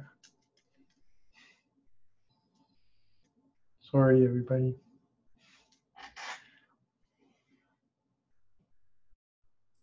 No, sorry. Yeah, excellent. This is what we're here for, to support and inspire each other, you know, and from what we've learned in this life and all the other lifetimes that we were thieves, murderers, and cheats, and loving beings.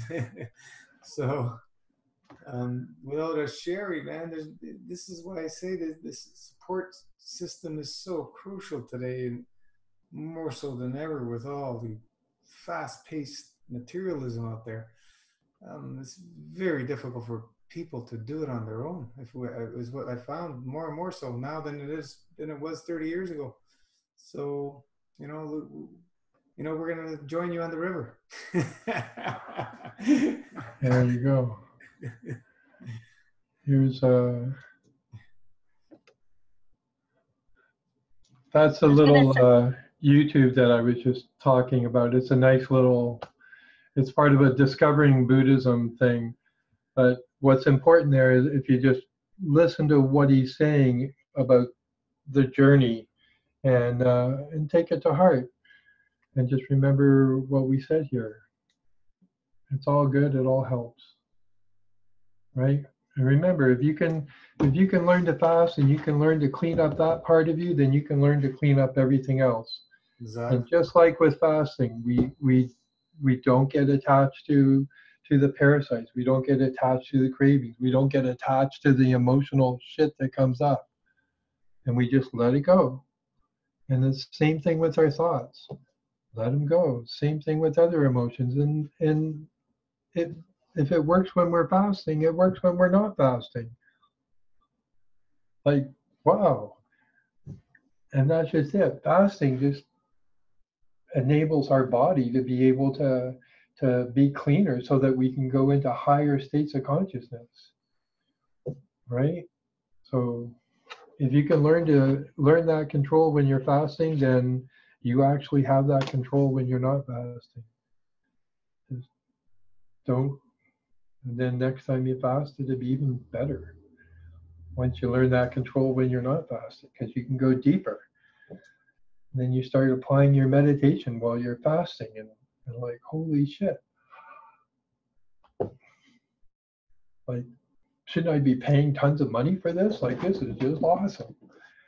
Yeah. Anyways. I got to agree with you that you go deeper second time round, Drang.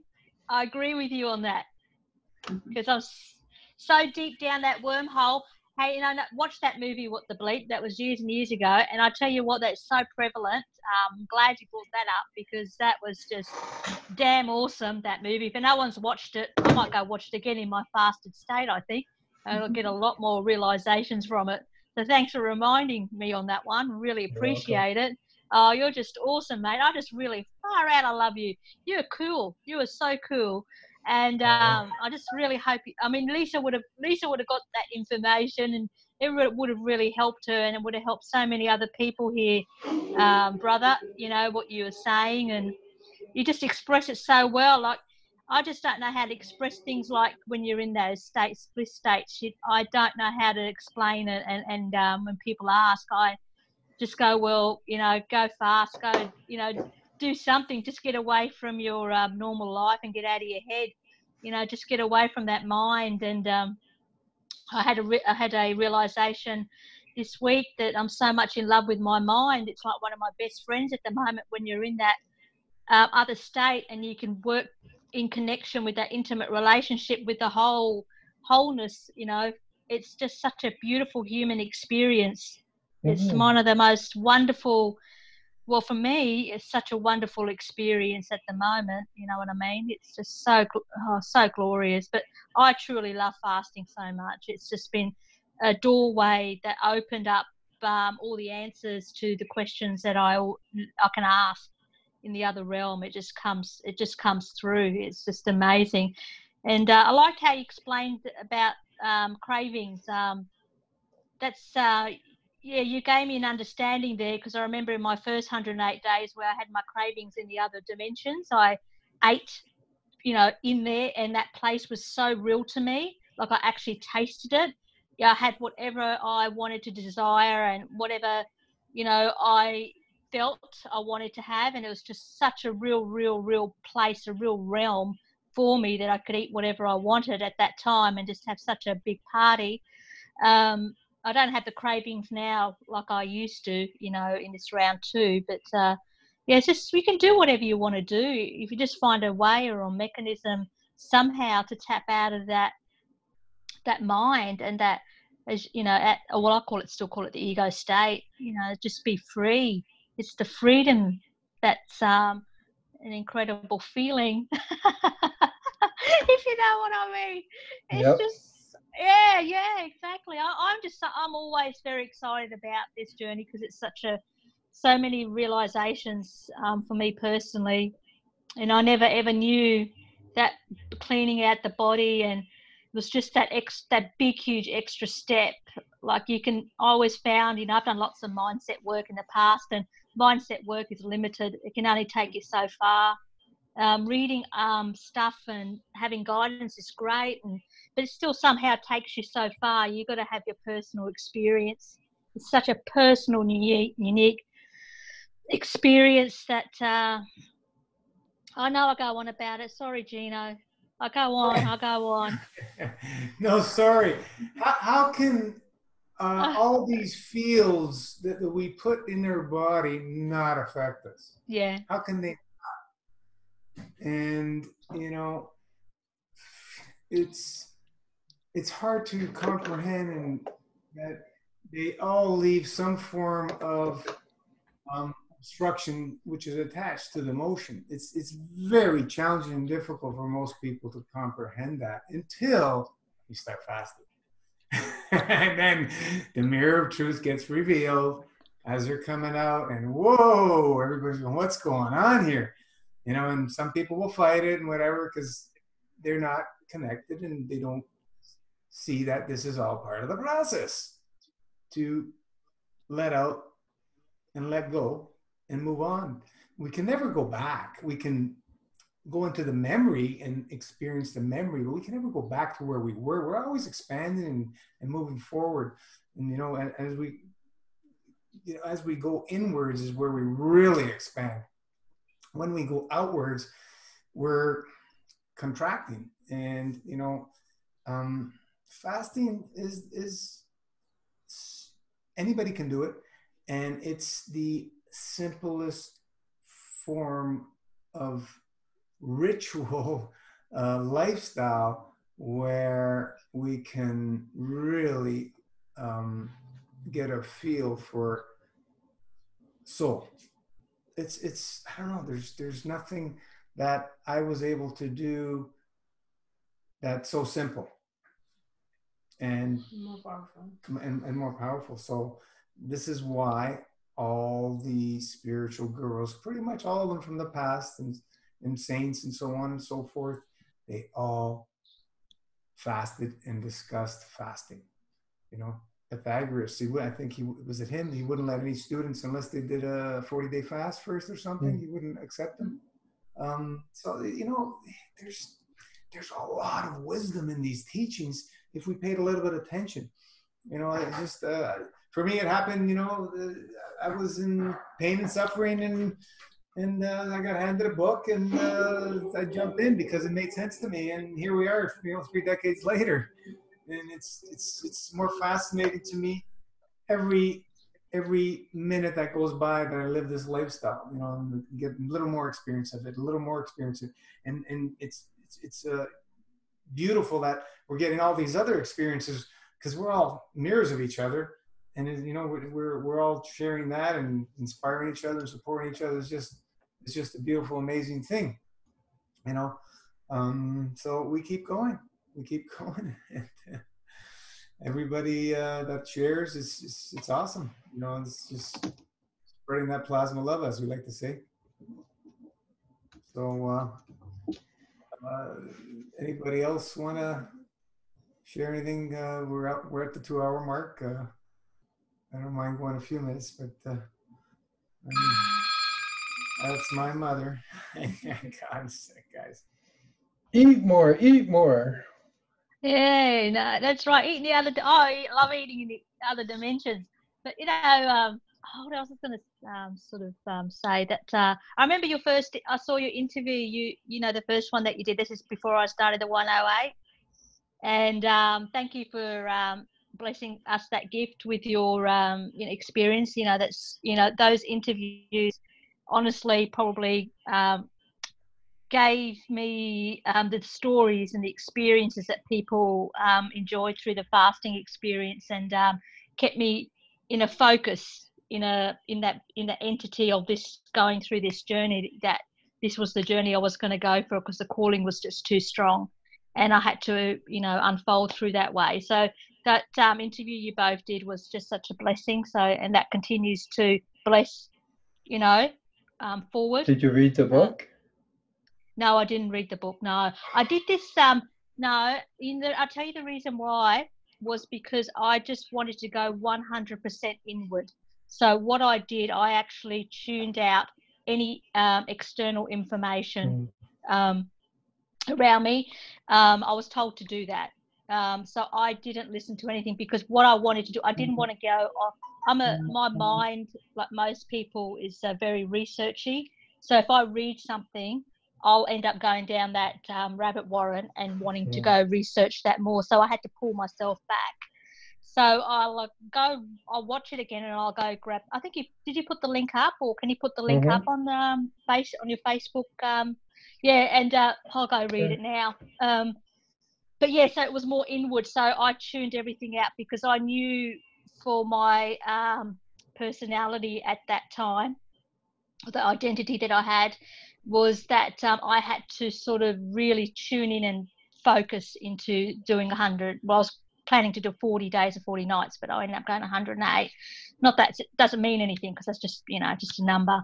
But so that's the reason why I did that. I did that with everything. So I didn't actually read anything. I just went inward and stillness. And my first goal for the first 30 days was to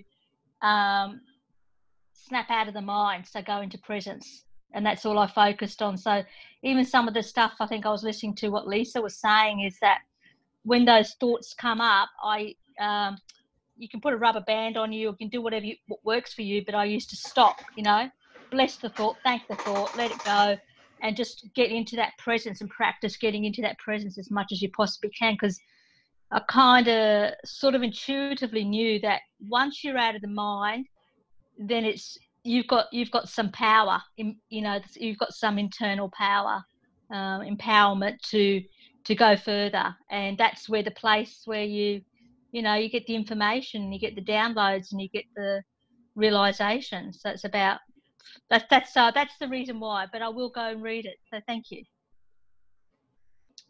I put the link up for it. Okay. How's everybody else here?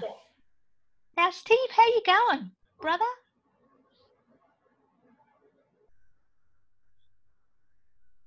Doing well. 15 days in again, so. Yay. We had some amazing releases this week. Just started on day 9, and incredible amounts coming out. So But yeah, everything's good. Feeling a little tired today. I started planting the gardens today, so it's been a long, long day. You enjoy plant. You like your garden though. You love it. Oh, yeah. It's your little heaven. Oh yeah, yeah, I love it. Wow. And the weather's good. Finally, it changed. It's been raining. We had massive amounts of rain here, so it's clearing up. It's been sunny. Today was sunny. Hopefully tomorrow. We got 2 acres to plant, so there's a lot of work to do. 2 acres. Wow. Yeah. That's huge. That's not like a little mini garden. That's like a forest. We donate most of it. Oh, aren't you beautiful? I forget how old your children are, Lisa, but if they're younger, I put the link where, because people are always asking for books, so I put them up there. But there's 2 Buddhist coloring books that are suitable for young kids that are a little better, and maybe you'll like some of them. Open meditation. Mm-hmm. Maybe for adults. If you're still there, Lisa. Thank you. Yeah, no, I'm listening and my hands are a little dirty, but that's wonderful. I will look into that. Thank you. You're welcome. There's also a book up there, if anyone else is in there, called The Yoga of Light. And if there was only one book I could ever have, that would be the book, because it literally teaches you how to become a living god or a living goddess in one lifetime. It is like everything you always want to know about the best of yoga. And there's active part and a passive part. And in the passive part, it deals with all the mind stuff, including samadhi that we're discussing. It's one of the chapters in the book. And so if any of you are experiencing some of these states, or you're going through the inner sound, nada, and hearing the train sounds, or any of the other different states of consciousness sound, you might like to just go through the book and go, oh, this is what this is, and sort of tie it together for you. So it's an excellent book, well worth having. Hard to find, which is why I scanned my copy and put it up, but excellent book.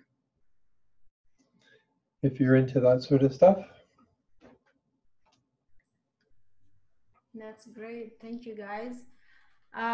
Gino had to go to his mom's. I don't know if you guys want to continue or it's past 9. So it's up to you guys. Yeah, if anybody wants to share anything more, please go ahead. Yeah. Well, thanks for having us. Oh, you're very welcome. Thank you very much. Thank you. Thank you, guys. Thank you, Devi and Drang and everybody for being here. It's wonderful. It's always nice to connect. I always love talking to you guys. I remembered it's been over a year since we did the last interview, and it was really nice. I remember how special that was. Thank you, guys. Always a pleasure. Thank you. Thank you. Hey, have a good one, everyone. Namaste. Namaste. I honor the divine light within. Namaste. I honor the divine light within us all. Thank you. Thank Peace and you. love. Love you. Thank you. Love you too. Good night. Thank you. Bye. Thanks, everybody. Thank you.